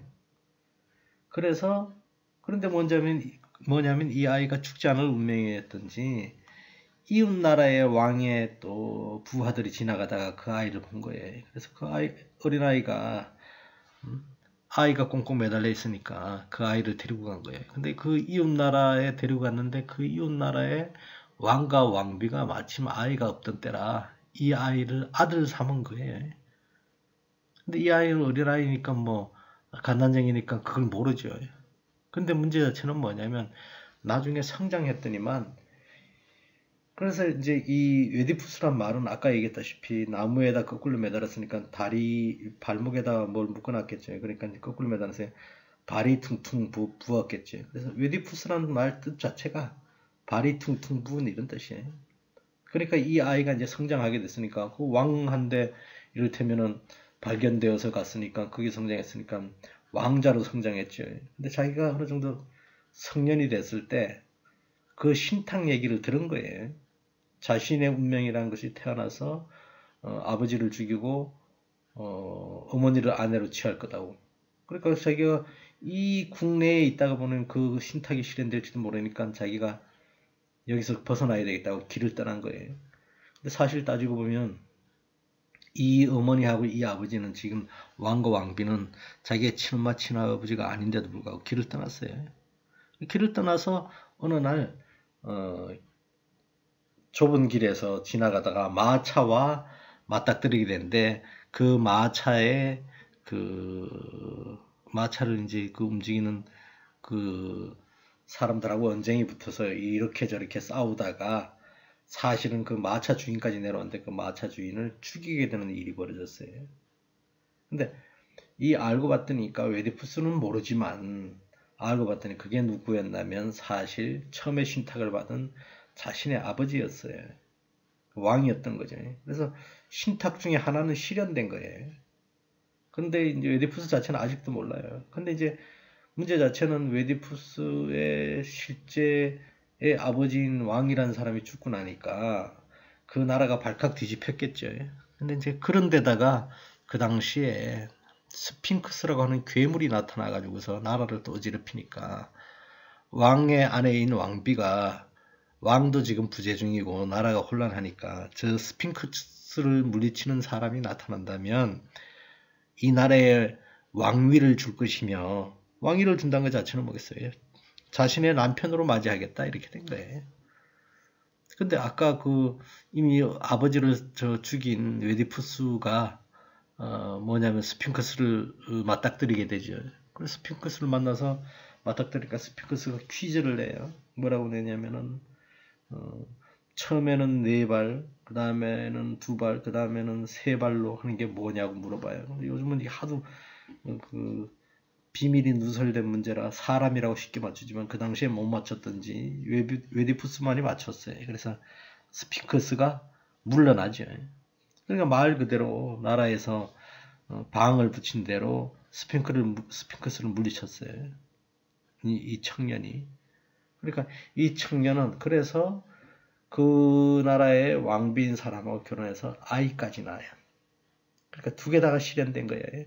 웨디푸스가 신탁에 나온 것처럼 아버지를 죽이고 어머니를 아내로 맞이한 거죠. 근데 나중에서야 그렇게 해서 아이까지 낳은 뒤에서야 웨디푸스가 자기의 신탁 자기가 죽인 사람이 사실 자기의 친아버지고 지금 아내가 자신의 어머니였던 걸 알고 방랑의 길을 떠나죠. 이제 그 아이가 안티코네. 그래서 그 이제 기반으로 한 그리스 로마 신화를 기반으로 한 그리스 이제 희극 비극들도 이제 그런 소재를 가지고서 나타나죠. 그래서 그 웨디푸스 왕이 났는데 웨디푸스에 그럼 여기 웨디푸스 말이 왜 등장하느냐? 라고 이제 얘기해 보면 이런 거예요. 남자아이가 태어나서 3, 4살쯤 되면 엄마에 대해서 애인의 감정이 생긴다는 거예요. 근데 이건 단순히 그냥 엄마를 좋아해가 아니라 좀 끔찍스럽게 얘기할지 모르지만 엄마를 사랑해 이런 거예요. 성적으로. 그러니까 이게 이제 아버지 입장에서는 뭐 어떤 생각이 들겠어요. 아, 이 꼬마가 아들인 4살쯤 되는 아들이 자신의 아내를 감히 그 사랑하다니 이렇게 되면은 엄마로 그냥 사랑하는 게 아니라 연인으로 생각한다면 이게 아버지가 연적이 되는 거 아니겠어요? 그러니까 아이가 이제 이런 생각을 한다는 거예요. 그러니까 아이 입장에서는 어떤 거냐면 아버지가 연적으로 느껴지는 거예요. 엄마를 자기가 사랑하게 되니까. 그러니까 어떤 생각이 드냐면은 아버지 입장에서는 내가 그 엄마를 사랑한다는 걸 알면 아버지가 이 꼬마가 내 아내를 그 탐하다니 이래가지고서 자기 고추를 자를지도 모른다 이런 겁을 먹게 된다는 거예요. 요 4살쯤 되는 아이가 이건 이제 머릿속에서만 왔다 갔다 하는 얘기예요. 그러니까 이제 그걸 가지고 이제 거세 공포를 느끼게 된다 이런 얘기예요. 그러니까 아이가 어떤 생각이 들었어요? 아버지가 자신을 고추를 자른다고 생각하니까 겁이 나겠죠. 그러니까 그러기 전에 아버지를 없애면 될 거 아니야 이런 생각이 들어요. 자기 애인을 독차지하기 위해서는. 그래서 아버지를 죽였으면 좋겠다 이런 생각 드는 거예요. 그러니까 아버지는 자기 자신은 아버지가 날 고추를 자를지도 몰라 하는 거세 공포와 더불어서 자신이 또 그런 아버지를 죽이고 싶어요. 그러니까 살해 욕구. 거세 공포와 살해 욕구가 점철되는 거죠. 아이 5살짜리가. 프로이드 설명이 그렇다는 거예요. 그러다 보니까 어떻게 하냐면 자기가 실제적으로 5살짜리가 무슨 힘이 있겠어요. 그러니까 그 방법 대신에 다시 생각해보니 아버지가 어머니한테 절에 잘하는 걸 봤더니까 타협을 하게 되는 거예요. 엄마는 어떤 사람을 도대체 애인으로 좋아하지? 뭐 이렇게 생각하다 보니까 아버지를 좋아하는 거 보니까 아버지처럼 하게 되면 나도 엄마가 날 좋아하겠구나 이런 생각으로 이제 타협하게 되는 거예요. 그러니까 거세 공포와 살해 욕구를 어떤 방식으로 전환시키느냐 아버지하고 똑같이 따라하는 걸로 바꾸는 거예요. 그걸 이제 이 프로이드 용어로는 동일시라 그러죠. 그러니까 그 중간에 우여곡절의 과정이 있지만 남자아이는 그래서 어머니한테 애인으로 잘 보이고 싶어서 아버지를 따라한다 이런 얘기예요. 그러니까 아버지를 따라한다니까 아버지를 동일시해서 아버지를 따라한다니까 그 과정 자체가 뭐냐면 아버지의 모습, 아버지의 성격 이런 걸 흉내내고 따라가게 되니까 그 자체가 그걸 보면서 남자아이는 성격이 형성돼 간다 이런 얘기예요. 그런데 이제 그걸 훌륭히 극복하지 못하면 그게 이제 오디푸스 컴플렉스인데 그게 이제 컴플렉스가 극복되는 과정이 사실 남자아이가 남성으로 남성 정체감을 갖는 한 성인으로 사회화되는 과정인데 그게 이제 문제가 생기면 극복 못하면 이제 그게 오디푸스 컴플렉스라는 거죠. 그러니까 보면 이래놨어요. 어머니를 좋아하고 이성적인 애정을 느끼는데 어머니의 애인으로 간주되는 아버지 존재 때문에 그 감정을 표현하지 못하기 때문에 두 번 나왔네. 생기는 불만이 이건 이제 오디푸스 컴플렉스인데 그걸 극복하기 위해서는 거세 공포와 그 살해 욕구를 없애고 아버지를 따라하자. 그럼 이제 그게 이제 남성 정신. 그러니까 예를 들어서 프로이드 설명에 의하면 이 당시에 아버지가 없으면 아버지 없이 자란 아이는 이런 과정이 없으니까 제대로 남성으로 성장할 수가 없다 이런 얘기죠. 육체적으로 해부학적으로 아니라 정신적으로 이제 그 남성 정체감을 갖기 힘들다 이런 얘기예요. 그러니까 순전히 이 프로이드가 남자이기 때문에 남자 입장에서 남자아이가 어떤 식으로 사회화되는 걸 살펴본 거예요. 근데 이제 여자 같은 경우는 또 어떻게 봤냐면은 여자아이는 자기가 성장하면서 봤더니만 아버지는 그러한데 예를 들어서 그 어머니를 살펴봤더니만 어머니는 아버지보다는 한켠 아래인 존재처럼 비춰지는 거예요. 여자아이 입장에서는. 그래 봤더니까 그게 뭐냐면 고추를 갖고 있느냐 갖고 있지 못하느냐 라는 차이 때문에 그렇다는 거예요.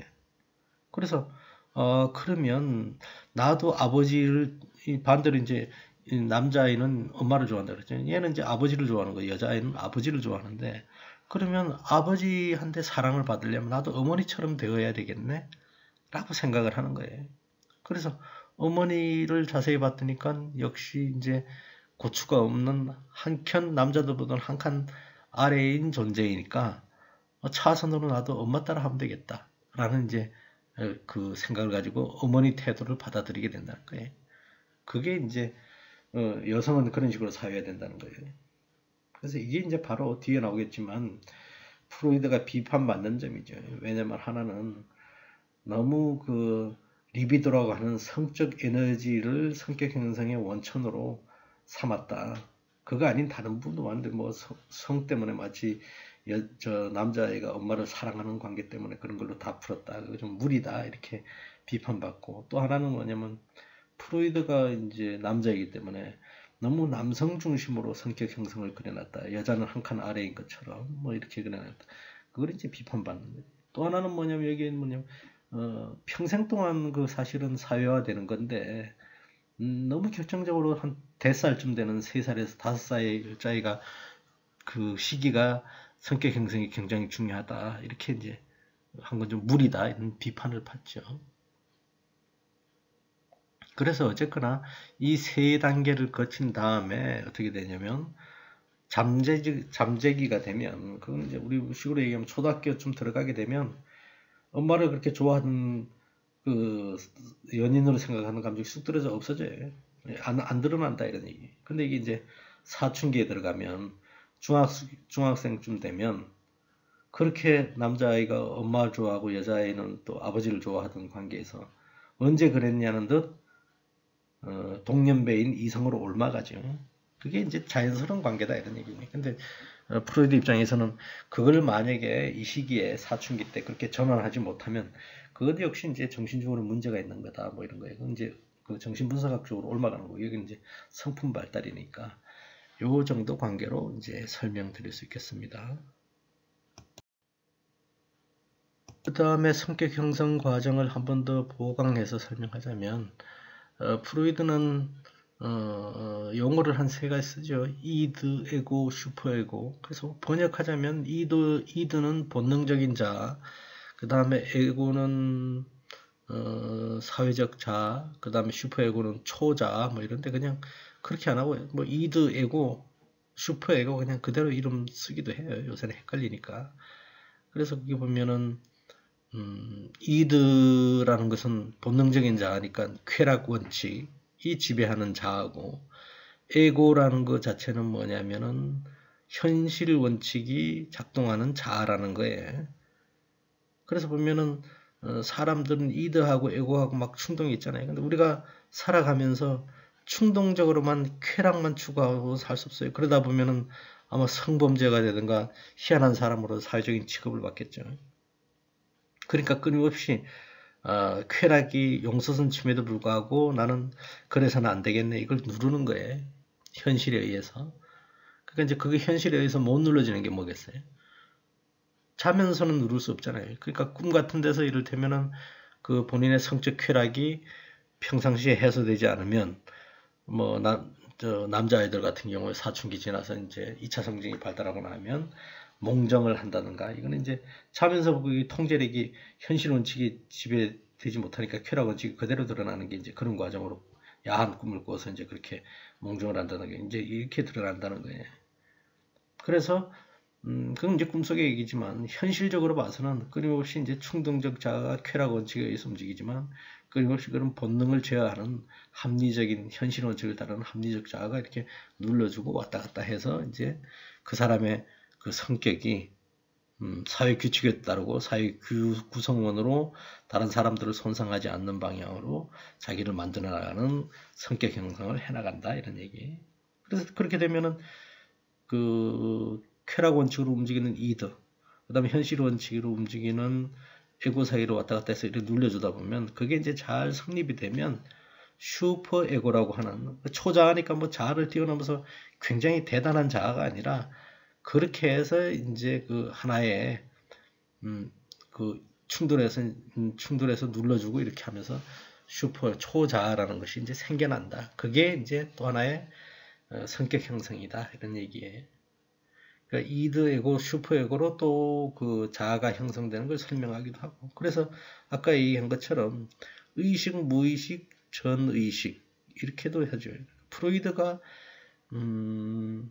굉장히 그 높이 평가받는 바는 뭐냐면 정신분석학을 개척한 것도 있지만 그거보다는 우리는 의식 세계에만 주목해 왔던 그 과거가 있었는데 프로이드가 등장함으로써 이제 의식은 사실 빙산의 일각이고 드러난 부분이고 우리의 많은 부분은 무의식에 지배되고 있다. 뭐 이런 얘기를 하는 거예요. 그래서 그 발견이 이제 위대하기 때문에 이 사람이 높이 평가받는 거죠.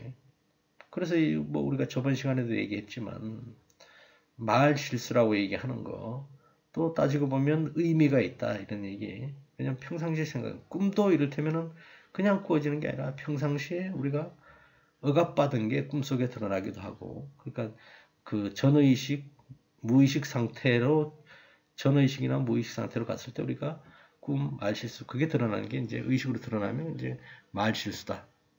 그 다음에 전의, 무의식이나 전의식 단계에서 일어나는 일이 꿈이다. 이제 그것도 의미가 있다는 얘기예요. 그 다음 프로이드 이론에 대한 비판은 뭐 아까도 잠깐 얘기했으니까 그거는 그냥 지나가겠습니다. 그 다음에 또 다른 이론인 에릭슨의 자아발달 8단계 이론은 여기 보면은 8단계로 나눠서 평생 동안 이제 자아발달이 일어난다 이렇게 얘기한 거예요. 그래서 이거 보면은 이제 좀 더 세분화 시켜놨죠. 단계별로. 그래서 첫 번째 단계인 신뢰감과 불신감의 단계. 일관성이 보여줘야지만 이제 그때는 아까 얘기한 식으로 얘기하면은 아이들한테 그 0세 1세 사이니까 우유 먹을 때 아니겠어요. 우유 먹는 시간이 일정하면 아이들이 신뢰감을 갖게 되는데 어떤 데는 3끼 줬다 어떤 데는 4끼 줬다. 어떤 데는 10시에 줬다 어떤 데는 11시에 줬다. 막 이러면 이제 불신감이 생긴다는 거죠. 이제 그런 얘기를 할 수 있는 거예요. 이 사람이 이론에 따르면. 그 다음에 이제 그 다음 단계 되면 자율성과 의구심의 단계가 있고 그 다음에는 뭐 진취성과 죄의식 단계 뭐 이런 것도 있잖아요. 그러니까 나무의 도움을 받지 않고도 스스로 육체적 행동, 사회적 행동을 할 수 있는 능력 발달. 뭐 4, 5세 정도 되는데 이런 거예요. 진취적 죄의식이라는 게 만약에 이 사람이 이런 예를 들면 어린아이가 이때는 아무 것 잘 모를 때니까 크레파스 같은 거 쥐어지면 벽에다가 마구 그림을 그려놔요. 근데 이제 그걸 안 쥐어주면 모르는데 쥐어졌을 때 그런데 그게 나중에 발견됐을 때 대하는 태도를 보면 웬만한 부모들은 돈 들여 산 벽지니까 혼내겠죠, 아이들을. 그러면 자기가 뭐 잘못한 건가 이래가지고 죄의식이 생길 수 있다는 거예요. 물론 한 번의 과정으로 뭐 심하면 그럴 수도 있겠지만 한 번의 과정으로 그렇게 되진 잘 않겠지만 근데 만약에 이제 그게 봐서 엄마 아버지가 봤을 때 황당한 일이고 뭐 화나는 일이라 할지라도 다음에 그렇게 안 하게 한다든가 아니면 그게 뭐 그래 네 맘대로 해라 이렇게 내버려 둔다든가 아니면은 뭐 거기서 이제 아이고 그림 잘 그렸네라고 뭐 칭찬할 수 있다 그러면 그 아이가 자기 한 일에 대해서 격려받았으니까 혼난다고 이랬으니까 그 부분에 대해서는 좀 창의적인 생각이 생긴다는 거예요. 그러니까 똑같은 행동일 때 부모가 어떤 식의 태도를 갖느냐에 따라서 아이들이 죄의식을 갖는 성격을 형성할 수도 있고 진취적인 역량으로 이제 도모할 수 있는 성격도 생길 수 있는 거라는 거죠. 그 다음에 뭐 단계는 6세부터 11세기 초등학교 정도의 단계겠잖아요. 이 단계 이를테면 근면성과 열등감의 단계인데 이를테면 뭐 부진하면 이제 부모가 보여준다든가 뭐 아침에 이를테면 9 to 5처럼 일어나는 시간을 일정하게 하고 뭐 패턴에 따라서 양치하고 세수하고 뭐 이렇게 한다든가 하는 거 하고 그 다음에 아이니까 일어날 때 일어나고 잠은 잘 때 이런 걸 터치 안 한다든가 뭐 이런 걸 내버려둘 수 있잖아요.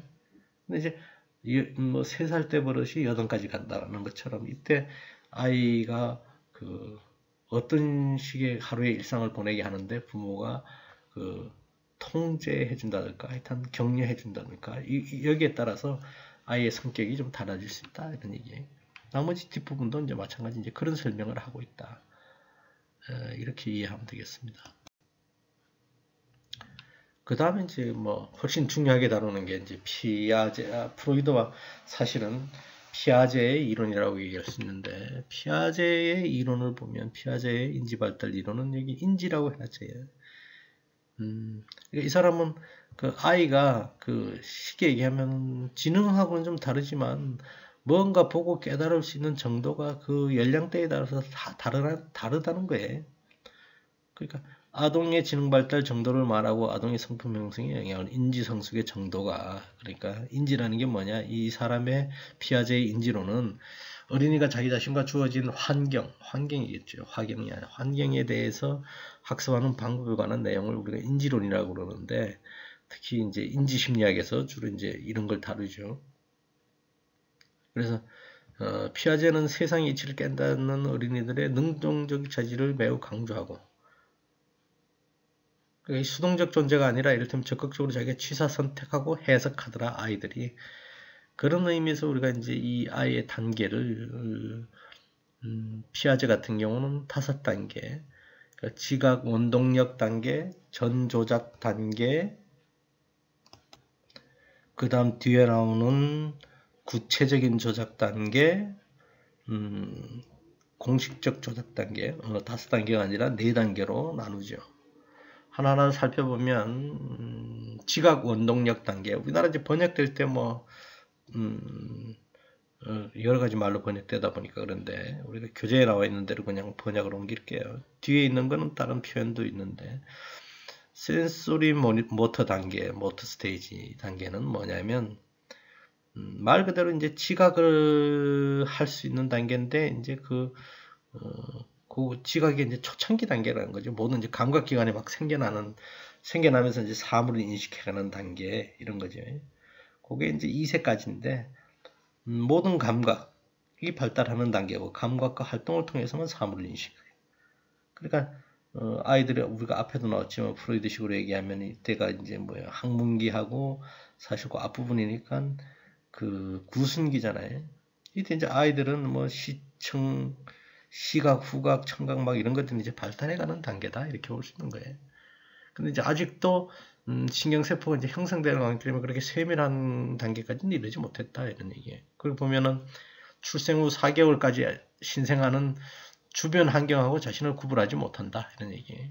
그러니까 무슨 뜻이냐면, 여기 보면은 예를 들어서 자기가 이제 그 요람 같은 데서 이래 있으면은 자기 움직임 때문에 이제 그 요람이 움직이는 거 아니겠어요? 근데 큰 아이들은 다 알고 우린 다 알잖아요. 근데 자기가 이제 움직여가지고 침대가 덜컹덜컹, 아이들은 그 움직이는 침대를 만들어 덜컹거린다는 걸, 애는 자기 움직임 때문에 덜컹거리니까 침대가 왜 움직이면서 삐걱삐걱 소리 나지, 그래서 아이들은 모르니까, 만약에 그 소리를 두렵게 생각하는 아이는 그것 때문에 기겁하고 운다, 이런 얘기예요. 그걸 모르기 때문에 그렇다, 이런 얘기예요. 그 다음에 이런 것도 있을 수 있고, 그 다음에 이렇잖아요. 아이가 조금 더 나이가 들면, 나이가 든다는 표현이 그렇지만 좀 더 이제 그 성숙하게 되면 아이들은 엄마가 예를 들면 자기 침대방에다 자기를 누워놓고 문을 열어놓고 엄마가 거실에 나가서 설거지해요. 아가야, 나 설거지 좀 하고 올게, 이러고 나가면 엄마가 설거지하는 소리가 들리고 뭐 그릇 닦는 소리가 들리면, 그 다음에 엄마가 뭐 예를 들면 아이가 있다는 걸 느끼게 하기 위해서 뭐 콧노래라도 부른다면, 아, 엄마가 저기 있네, 이렇게 생각하고 아이가 생긋생긋 혼자서 놀 수 있겠죠. 근데 대부분의 아이들은 이게 인식이 안 되기 때문에 눈에 없으면 안 보이는 줄 알아요. 그래서 이를테면 무슨 아이를 유모차에도 태워가지고 설거지하는 옆에다 두면 아이가 칭얼대지 않지만, 분명히 내가 거실에 나가서 한 집 안에 있다는 걸 보여줘도 아이가 눈에 안 띄면 막 우는 거, 칭얼대는 거, 뭐 이거 같은 경우는 이 감각이 발달 안 해서 그런 거다, 이런 얘기예요. 자기가 심지어 자기 움직임 때문에 침대가 움직이는 것도 모르고, 자기 눈에 안 띄는 엄마는 자기하고 없는 것처럼 여기고 이런다는 거예요. 아직 이제 감각기관이 충분히 발달 안 해서 그렇다는 거예요. 그러다 이제 차차 지나면 뭐 사물하고 사람도 이제 구분하게 되고, 그 사물하고 이제 사람들이라는 것이 자기가 직접 아는 거하고는 별개로 독립적으로 존재할 수 있다. 그러니까 엄마가 눈에 없어도 저 바깥에 소리가 나고 인기척이 있으면, 아, 엄마가 저기 있구나, 이제 그럴 수 있겠네, 뭐 이런 걸 이제 알게 된다는 건데, 처음에는 이제 그런 걸 모른다는 거예요. 그래서 이때는 이제 대상을 만짐으로써 그것들을 이제 조작해 주어 환경을 신체에 부딪히면서 학습하는 단계다. 그러니까 뭐 이때 되면 아까 시골에 얘기하면은 뭐든지 자기가 만져가지고 그러니까 이때는 모르니까, 예를 들면. 그래서 이제 뭐 젓가락 같은 거, 쇠젓가락 같은 거 잘못 놓으면 그거를 그냥 아무것도 모르니까 콘센트에다 꽂아보는 거 아니겠어요. 그러니까 그렇게 해서 그 감전되면 굉장히 위험하니까 그걸 막아 놓는다든가, 그 다음에 아이들 닿는 데는 다 이렇게 테이블 붙여 놓는다든가, 심지어 꽁꽁 싸매든다든가 높이 놔둔다든가, 이런 것도 이제 아이들의 이런 특징 때문에 그런 거죠. 두 번째 단계인 전조작 단계. 전조작 단계에서는 뭐 조작 전기 단계 같은 말이죠. 이때 되면 이제 2세에서 7세니까 초등학교 들어가기 전까지 단계인데, 이때는 주로 어떤 단계냐? 어느 습득을 완성하고 대상을 표현하기 위해서 의구사를 하고 상징적 방식으로 이미지를 표현할 줄 안다, 이런 얘기예요. 그 4살 정도 아이가 뭐냐면 비행기를 말할 때 말이 막 설틀어서 비행기가 날아갔다 이렇게 해서 언어를 잘 못 쓰게 되면 하늘에 뭐가 날아가는데 새는 아니고 하여튼 비행기 뭐 이렇게 손동작으로 막 표시한다는 거예요. 비행기를 표시할 손으로 윙 하면서 뭐 봤냐 뭐 이렇게 얘기할 수 있어진다는 얘기예요. 그러니까 그 단계까지 조금 진전된다는 거죠. 그래서 이제 감각을 통해서 이해한 사물을 생각과 감정으로 이제 이해하고 내재화할 수 있게 된다. 그렇지만 아직 스스로의 지적 능력을 체계적으로 구체화시킬 수는 없는 단계다. 이때 특징은 사고와 감정 표현이 이기적인 아니고 자기중심, 에고센트릭하다니까 자기중심적이라는 얘기예요. 세상을 자기 입장에서만 바라본다 이런 얘기예요. 그래서 아이한테 질문을 했어요. 너 여자 형제가 있냐? 이렇게 물어봤더니까 아이가 대답하기를 자기가 이제 자매인 경우에 언니가 하나 있었어요. 그러면 하나 있다 이렇게 얘기하는 거예요. 언니하고 이제 자매인 경우에 여자아이한테 여기 이제 2단계에 해당되는 여자아이면 물어본 거야. How many sisters do you have? 이렇게 얘기하면 너 여자 형제가 있어? 이러니까 한 사람 있어요. 이렇게 답해요. 근데 이제 반대로 그러면 너네 언니가 있다 그랬으니까 이런 질문을 해본 거야. 너네 언니는 형제가 몇이니? 이래 물어보면 모른다는 거야. 넌 몰라요. 없어요. 이렇게 얘기한다. 그러니까 자기 입장에서는 언니 하나 있다는 걸 얘기할 수 있는데 언니 입장이 돼가지고 언니가 형제가 몇이야 이렇게 물어보면 대답을 못 한다는 거예요. 그만큼 이제 자기중심적이라는 거죠. 그 다음에 예를 들어 그림책을 들고 우리가 설명하면 내가 만약에 여러분들한테 설명한다 그러면은 숨은 그림 찾기를 하는데 내가 그림책 안에 있으면은 여러분들한테 보이도록 이렇게 들어 올려서 여러분들한테 그 숨은 그림 찾기 있는 그림을 보여주겠잖아요. 그러면서 여기에서 다람쥐가 어디 있을까요? 뭐 이렇게 얘기한다는 거예요. 보통 사람은 그렇게 하죠.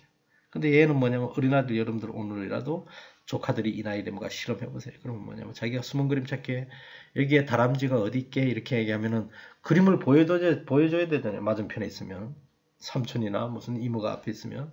근데 자기가 자기 그림을 보면서 그림이 어디 있게 뭐 이렇게 물어본다는 거예요. 그게 이제 자기 중심적이라서 그렇다 이런 얘기예요. 그래서 여기 보면 이 단계에서는 아이들이 행동하는 것도 뭐 보면은 많은 부분이 단순한 모방에 불과하고 소꿉놀이 할 때도 이제 그런 거죠. 엄마 아버지 역할도 이제 단순한 모방을 하는 거다 이런 얘기. 그 다음에 인과성, 속도, 무게, 숫자, 속성에 대한 포괄적 이해를 기대할 수가 없다 이런 얘기. 그래서 이를테면 아파트 같은 데에서도 이런 거예요. 큰 아이들은 아파트에서 차가 오더라도 속도가 늦어도 자기가 지나가면 차하고 부딪힐 것 같으면 안 지나가든가 아니면 자기가 좀 뛰어서 지나가면 차하고 안 부딪히겠다 싶어서 아이들이 초등학생쯤 다니면 애들 그걸 잘 알아서 지나가요. 근데 이제 이 감각이 없는 어린아이들 같은 경우는 안 지나갈 것처럼 기껏 있다가 차 지나가는데 뛰어든다 이런 얘기. 그게 이제 감각이 안 생겨서 계산이 안 되는 거죠. 내가 지나갈 수 있겠다부터 이게. 뭐 그런다든가 그 다음에 거기 보면 속도, 무게, 숫자 이런 게 있잖아요. 그래서 무게 같은 경우도 뭐냐면 어린아이들이 아빠가 가지고 노는 아령 같은 경우 그 쇠로 돼 있으니까 철로 돼 있으니까 조금 해도 무겁잖아요. 자기가 보기에는 부피가 작으니까 작아 보여서 그거 들어보겠다고 그 낑낑대면서 이제 들어보려는 것도 왜냐면은 크기하고 무게하고 구분을 못하기 때문에 그런 거죠. 그 다음에 이제 뭐 이를테면 또 실험을 해보자면 뭐 같은 콜라를 줘도 이를테면 넓은 데다 얇게 주는 거 하고 그 다음에 좁은 잔에 깊게 준다 그러면은 그 좁은 잔에 깊은 게 높이가 높으니까 그게 훨씬 더 많은 줄 이제 판단하고 이럴 때라는 거죠. 그것도 이제 여기 7세까지니까 이제 초창기 단계가 이제 그런 그렇게 인식한다니까 아이들의 인식 정도가 다르다는 거예요. 그러니까 그게 맞는 적절한 사회화가 있어야 된다 이런 걸 이제 전제하고 있는 거죠. 그래서 구체적 조작 단계에 이르게 되면 이제 그게 이제 초등학생쯤 나이라고 볼 수 있는데 그게 되면 이제 그제서야 단순한 이론적 사고의 단계가 돼서 질량 보존의 개념, 시간 거리 개념. 그러니까 아까 얘기한 것처럼 아파트에서 차가 지나가면 내가 뛰어가면은 저 차 오기 전에 훨씬 다다르기 전에 내가 훨씬 먼저 가겠다. 아니면 내가 가다 보면 부딪히겠나? 아유, 다음에 그 차 지나간 다음에 건너가야지. 뭐 이런 계산이 생긴다는 거예요. 그러니까 이때가 돼야 이제 사실은 뭐 곱하기 나누기 빼기 수학적 조작이 다 가능하다 이런 얘기. 그러니까 이게 이제 개인차가 있겠지만, 그래서 초등학교 정도 돼야지만 사실은 숫자도 배우고 그 다음에 이제 덧셈, 뺄셈, 나눗셈 뭐 이런 걸 가르쳐야 되는데, 성급한 부모들은 사실 그 이전에 아이들한테 숫자를 가르치고 이런 걸 시키면 빠른 아이들은 따라오기도 하지만 아이들의 인지성숙 정도가 기본적으로 특정 나이 때 될 수 있는 게 다르기 때문에 그때는 아는 듯 해도 잘못하면 깨달을 수 없다 이런 얘기예요. 무리해서 발달하지 않는 개인차가 있지만 그렇다는 거예요. 그 다음에 이제 추상적이고 논리적인 개념에 통달해서 별 어려움 없이 인과성 같은 개념도 다룰 수 있게 된다 이런 얘기. 그러니까 아까 얘기했던 것처럼 물의 높이가 다르더라도 넓은 물통이 가늘고 좁은 물통에 비해서 물이 적게 당긴다는 논리에 오류가 내재되었으면 깨닫는다. 그러니까 이를테면 옅은 넓은 비크면 거기 좀 얕게 담겨 있어도 좁은 비크에 높이 담겨 있는 거하고 비슷할 수도 있을 거야. 이렇게 생각. 무조건 높이 담겨 있다고 그게 양 많다는 거 아니다 이런 얘기. 그러니까 예를 들어서 이 정도 되는 아이들이 있으면 그럼 뭐 똑같은 컵에다가 따라 보겠죠. 뭐 그러면 그런 걸 이제 할 수 있는데 그 어린 아이들은 이제 그런 걸 모른다는 거예요. 이제 그런 속임수 같은 질문에는 안 속는다 이런 얘기 애들은. 그 다음에 나름대로 사고를 통해서 합리적으로 이해하는 노력을 하는 단계다. 그래서 아까 한 질문 같은데도 우리가 쉽게 답할 수 있고 자기중심적 성향이 훨씬 더 약화된다. 그러니까 그림책 설명을 하게 되면 보여주면서 설명한다 이런 얘기죠. 공식적인 조작 단계 그 다음에 이르게 되면 이제 이게 초등학교 지나서 이제 중학교 이런 단계가 되겠지. 그렇게 되면 이제 그 이후에 단계는 이제 공식 조작 단계인데 이건데 세분하면은 이제 사춘기 단계가 있고 사춘기 이후 단계가 있다 이런 얘기. 크게 보면 5개, 이제 크게 보면 4개, 이제 세밀하게 나누면 한 단계 더 있는데 4단계라고 봐야죠. 사춘기 단계가 되면 좀 더 복잡하고 추상적인 논리를 할 수 있는 단계. 그래서 우리가 초등학교 수학 단계가 지나면 중학교 가서 무슨 집합이니 요새는 뭐 초등학교도 나오지만 그런 단계가 다 이런 아이들의 인지 성숙 정도에 따라서 수학적 레벨을 정해서 이제 과목에 투여하는 거죠. 그다음 사춘기 이후의 단계 사망까지는 이제 저런 뭐 사회규범 인식이랄까 주위 세계 속에 나를 인식한다는 이런 게 생기는 단계다 이런 얘기죠. 그래서 우리가 그걸 이제 사춘기 이후의 단계를 포멀 오퍼레이션 스테이지라고 그래가지고서 그건 이제 포멀을 공식적이라고 번역하기도 하고 뒤에 있는 것처럼 똑같은 포멀을 형식적 조작 뭐 이렇게도 표현하죠. 근데 이제 문제는 우리가 1, 2, 3단계라고 했잖아요. 구체적 조작 단계까지는 어린아이들이면 다 겪는 과정이지만 네 번째 단계인 이제 그 공식적 조작 단계에 이르게 되면 마지막 단계에 이르러서는 사춘기 이후의 단계죠. 그러니까 초등학교까지는 똑같이 과정으로 다 애들이 겪는 건데 초등학교 다음서부터는 쉽게 얘기하면 어떤 공부를 누가 시켜주느냐에 따라서 그러니까 그 부모가 뭐 과외를 시켜준다든가 학원을 보내는 아이하고 예를 들어 그렇지 않은 아이 공부 니 하려면 하고 말라면 말아 이런 거 하고 그 다음 그 중학교 과정에 가서 고등학교 가고 대학 가고 대학원 과정 가서 석박사고 이런 과정은 사람들이 노출되는 게 다 다르잖아요. 그전에는 똑같이 가더라도 그 이후에는 어떤 사람은 더 많이 배워서 더 지적 수준이 발달할 수 있고 어떤 사람은 그게 머무를 수도 있다 이런 뜻이에요. 그러니까 모든 사람이 다 사춘기 이후의 성숙 단계로 발전하는 건 아니다. 그러니까 어떤 노력을 하냐, 어떤 과정을 겪느냐에 따라서 달라진다. 이런 얘기예요. 학력 과정에 의해서 달라진다. 그 다음에 여기에 대한 비판은 비고츠스키라고 하는 러시아 학자가 비판했는데 무슨 얘기냐면 피아제가 주로 인지 발달 정도에 따라서 얘기하니까 아이가 특정한 나이 때는 그 지적 수준이 그만큼 가니까 받아들인 게 그 정도다 이렇게 얘기를 했잖아요. 근데 이 사람은 뭐냐면은 아이들의 인지 발달이니까 아이들이 머리 발달하는 정도 사물을 인식하는 능력으로만 그 사회화 과정을 봐서는 안 된다. 거기에다 플러스 뭘 봐야 되느냐? 사회 구조를 봐야 된다. 개인적으로는 아이들이 인식해가는 인지 정도가 다 그렇게 보편적으로 그렇다지만 어떤 아이는 이를테면 집안 환경에서 무슨 훨씬 더 사회를 다양하게 익힐 수 있고 그 다음에 무슨 세상 경험을 폭넓게 할 수 있는 사람하고 그 다음에 엄마 아버지가 좀 추상적인 단어를 쓸 수 있는 가정 환경에 있는 아이하고 그렇지 않은 아이는 다를 수 있는데 마치 이제 인지성숙이라 그러니까 머릿속에서 일어나는 일이니까 사회구조를 너무 등한시했다 뭐 이런 식의 비판을 한 거예요.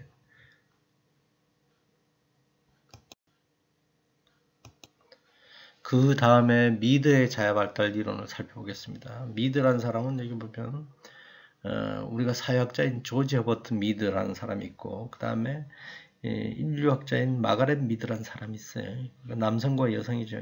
우리가 헷갈리지 말아요. 그냥 미드라 그러면 구분해서 우리가 받아들여야 돼요. 그래서 이 조지 허버트 미드라는 사람은 평생 동안 지은 책이 딱 하나예요. 우리나라도 번역되어 있는 거 보면은 마인드 셀프 앤 소사이어티 정신 자아 사회. 이것도 이제 본인이 쓴 책이 아니라 제자들이 강의를 들으면서 강의한 필기 노트를 중심으로 나중에 정리해서 낸 책이 이제 유일한 책인데 그러고 보면 본인이 쓴 책이 아닌 강의록이 한 권의 책으로 돼서 유명해진 나름대로 사회학자이죠. 사회심리학을 하는 사회학자인데 이 사회학에서는 아마 이 사람 자아이론이 굉장히 각광받고 있다. 상징적 상호작용론이라고 하는 그 이론적 접근의 계파에 속하는 사람이죠. 거기 보면 이 사람은 자아 개념을 두 가지로 보는 거예요. 그러니까 자아라는 걸 셀프라고 보고 셀프가 어떻게 형성되느냐는 얘기인데 이 사람은 영어적 표현을 하게 되면 I와 me가 있다는 거예요. I가 뭐겠어요? 우리가 주어잖아요. 나는 이렇게 해석하고 me는 목적격이니까 나를 이르잖아요. 그래서 I를 주체적 자아라고 할 때 I라고 붙이고 대상적 자아를 me로 붙이는 거예요. 그래서 즉 이 사람은 자아가 뭐냐? 주체적 자아가 충동적 행동의 자아라면 대상적 자아는 자신의 행위를 대상하고 그걸 성찰함으로 생겨나는 자아다. 그러니까 I와 me의 끊임없는 상호 작용 이걸 통해서 셀프라고 하는 자아가 형성된다. 이렇게 이제 파악하고 있는 거죠. 그래서 이 사람은 자아가 형성될 때 두 단계가 있다. 첫 번째 단계에서는 I가 중심일 때는 중요한 타자, 그 다음에 me가 중심일 때는 일반화된 타자 이렇게 얘기할 수 있는데 우리가 어렸을 때는 자신의 정체감을 형성할 때 누가 중요하냐? 자기가 중요하게 생각하는 다른 사람이 하나 있는데 보통 이제 선생님, 집안에서 이제 아버지, 엄마. 그래서 이를테면 자기가 2단계 아이들 보면 나는 커서 아빠랑 결혼할 거야. 뭐 이렇게 얘기한다는 거예요. 그러니까 아빠를 남자로서는 가장 이제 좋아하고 대표적인 남성으로 이제 파악하는 거죠. 그러니까 이때 아이가 자아 정체감이 형성되는 아버지 역할이 굉장히 중요해진다. 이런 얘기. 그때 이제 유치원 가면 아이들은 이제 유치원 선생님 보면 그 선생님이 되겠다. 뭐 이렇게 하는 것도 이제 중요한 타자 개념을 받아들이고. 이제 아이가 어느 정도 크게 되면 더 이상 이제 그런 영향력이 아니라 사회에서 일반인으로 그러니까 정상적인 사회인으로 잘 살아가는 사람들 이런 사람을 대상으로 이제 자기가 닮아가고 싶은 사람을 전환하게 되죠. 그게 이제 일반화된 타자 이렇게 얘기할 수 있는 거죠. 그래서 거기 보면 우리가 언어를 배우고 사회의 기본을 받아들이는 사회화된 개인의 자아를 우리가 이 사람은 셀프라고 표현했어요. 그러니까 프로이드 개념에서는 이드 에고, 슈퍼 에고 이런데 아마 이 사람에 해당되는 슈퍼 에고가 셀프겠죠. 셀프라고 하는 자아라는 게 즉 I와 me의 결합이다. 그래서 미드는 I하고 me를 구분시키는데 I는 욕구대로 행동하고 싶어하는 충동적이고 본능적인 그러나 주체로이다. 아마 뭐 프로이드식으로 얘기하면 이드가 여기에 해당되는 거겠죠. 그 다음에 me는 그러한 행동을 규제하고 일반화된 타자 입장에 있어서 판단하는 사회적 자아를 우리가 me라고 그러는데 그 me가 이제 끊임없이 또 I하고 결합해서 상호 교류하는 이게 합해지면 이제 우리가 자아가 형성돼 간다 이런 얘기예요. 그래서 우리가 잘 살펴보면 이 사람은 자발달 단계라고 할까? 그렇게는 표현 안 하고 역할학습의 3단계 이런 표현을 했어요. 그래서 그 단계가 뭐냐면 준비 단계, 놀이 단계, 게임 단계. 말 그대로 이제 놀이 단계는 플레이, 게임은 게임 이렇게 했잖아요. 그 준비 단계를 보면 요때는 이제 4, 5세니까 4, 5세 이전의 단계까지. 그게 태어나서 한 3세 정도까지는 어떤 일을 하느냐? 단순한 모방 행동, 흙으로 요리를 흉내내고. 우리가 소꿉장난하면 흙으로 막 아이들이 놀이터에서 뭐 밥이라 그러고 반찬이라 그러고 막 이렇게 하잖아요. 근데 이제 그게 뭘 알고 하는 행동이 아니라 그 엄마가 하는 걸 보고 흉내내는 단계다 이런 얘기예요. 그 단계는.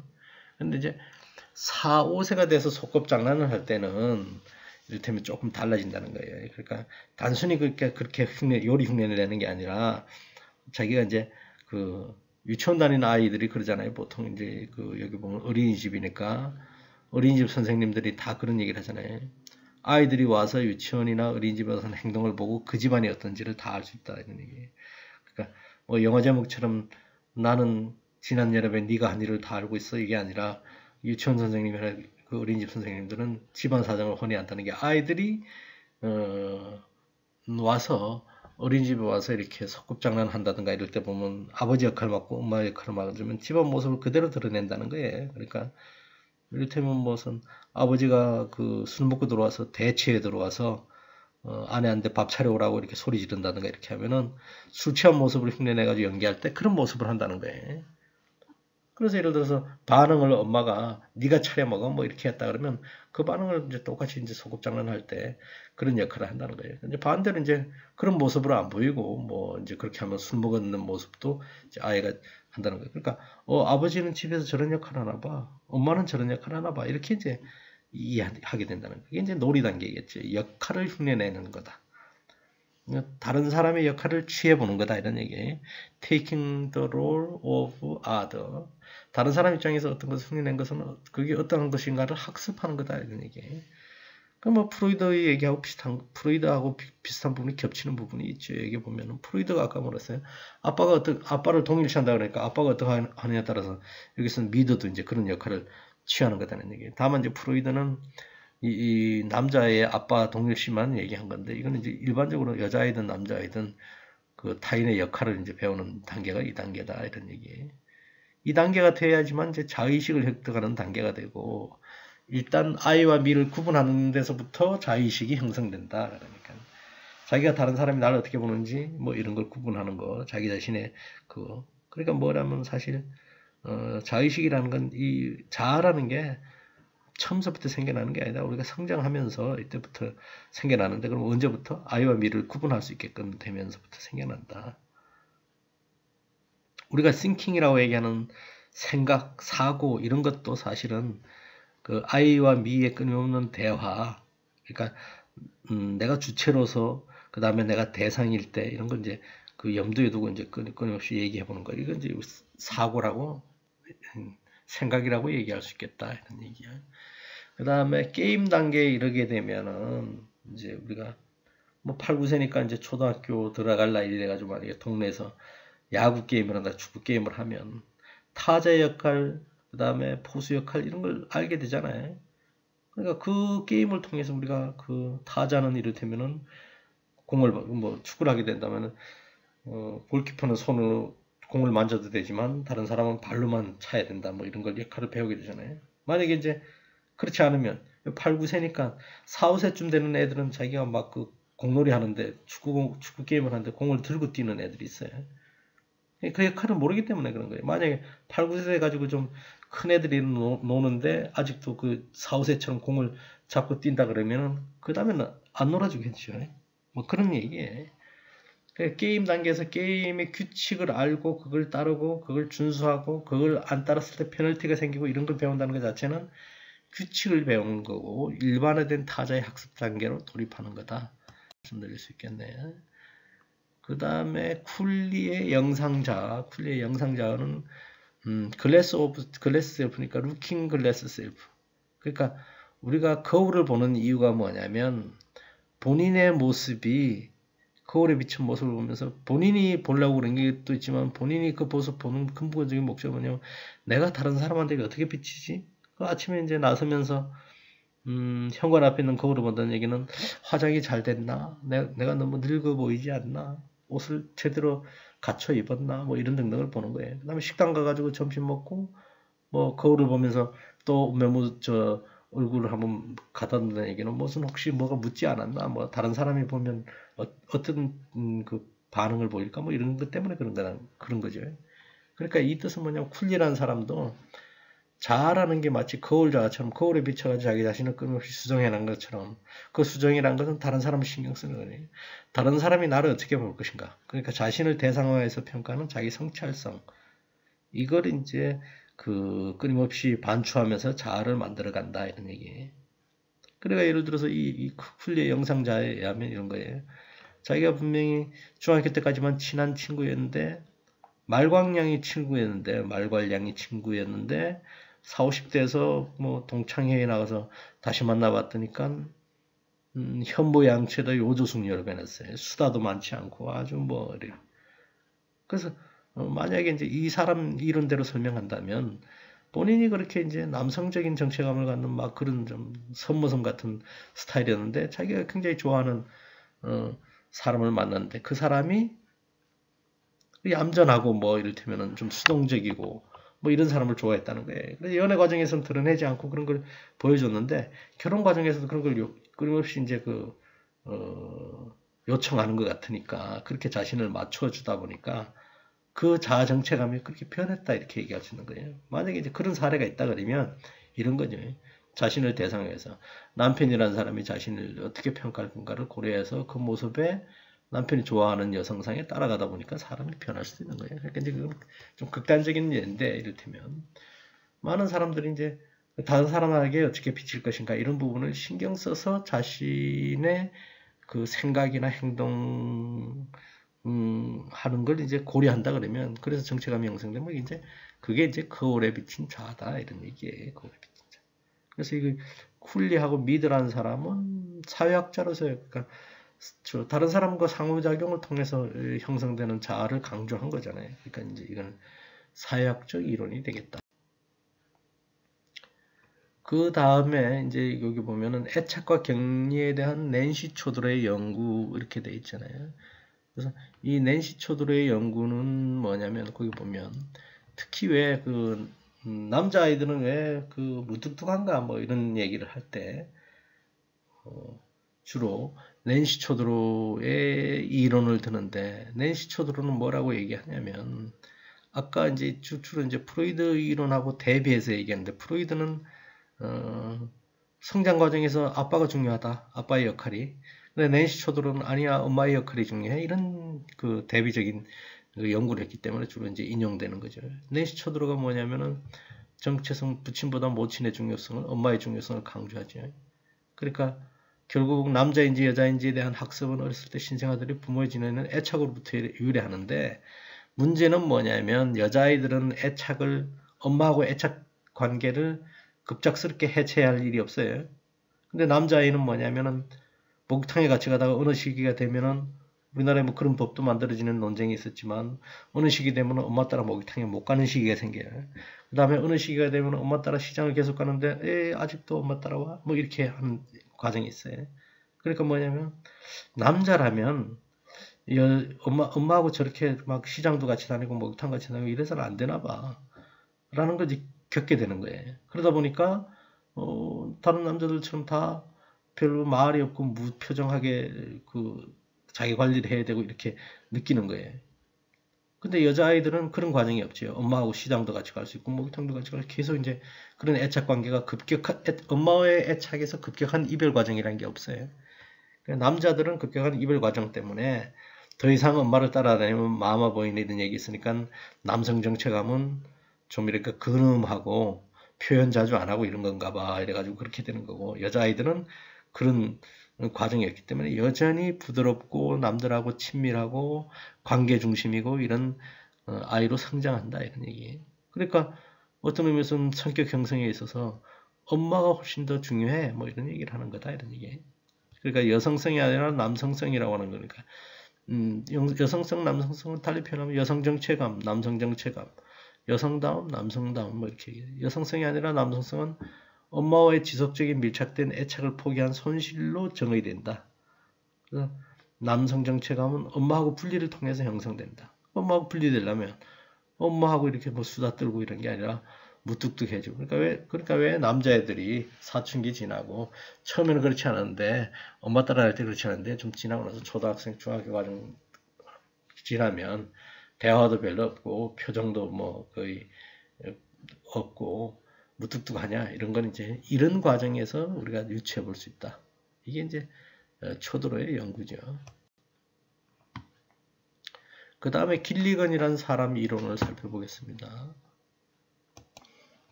길리건의 이론은 한마디로 얘기하면 뭐 초도로의 이론을 어떤 의미에서 보면 한 번 더 입증했다. 이렇게 얘기할 수 있는 이론이죠.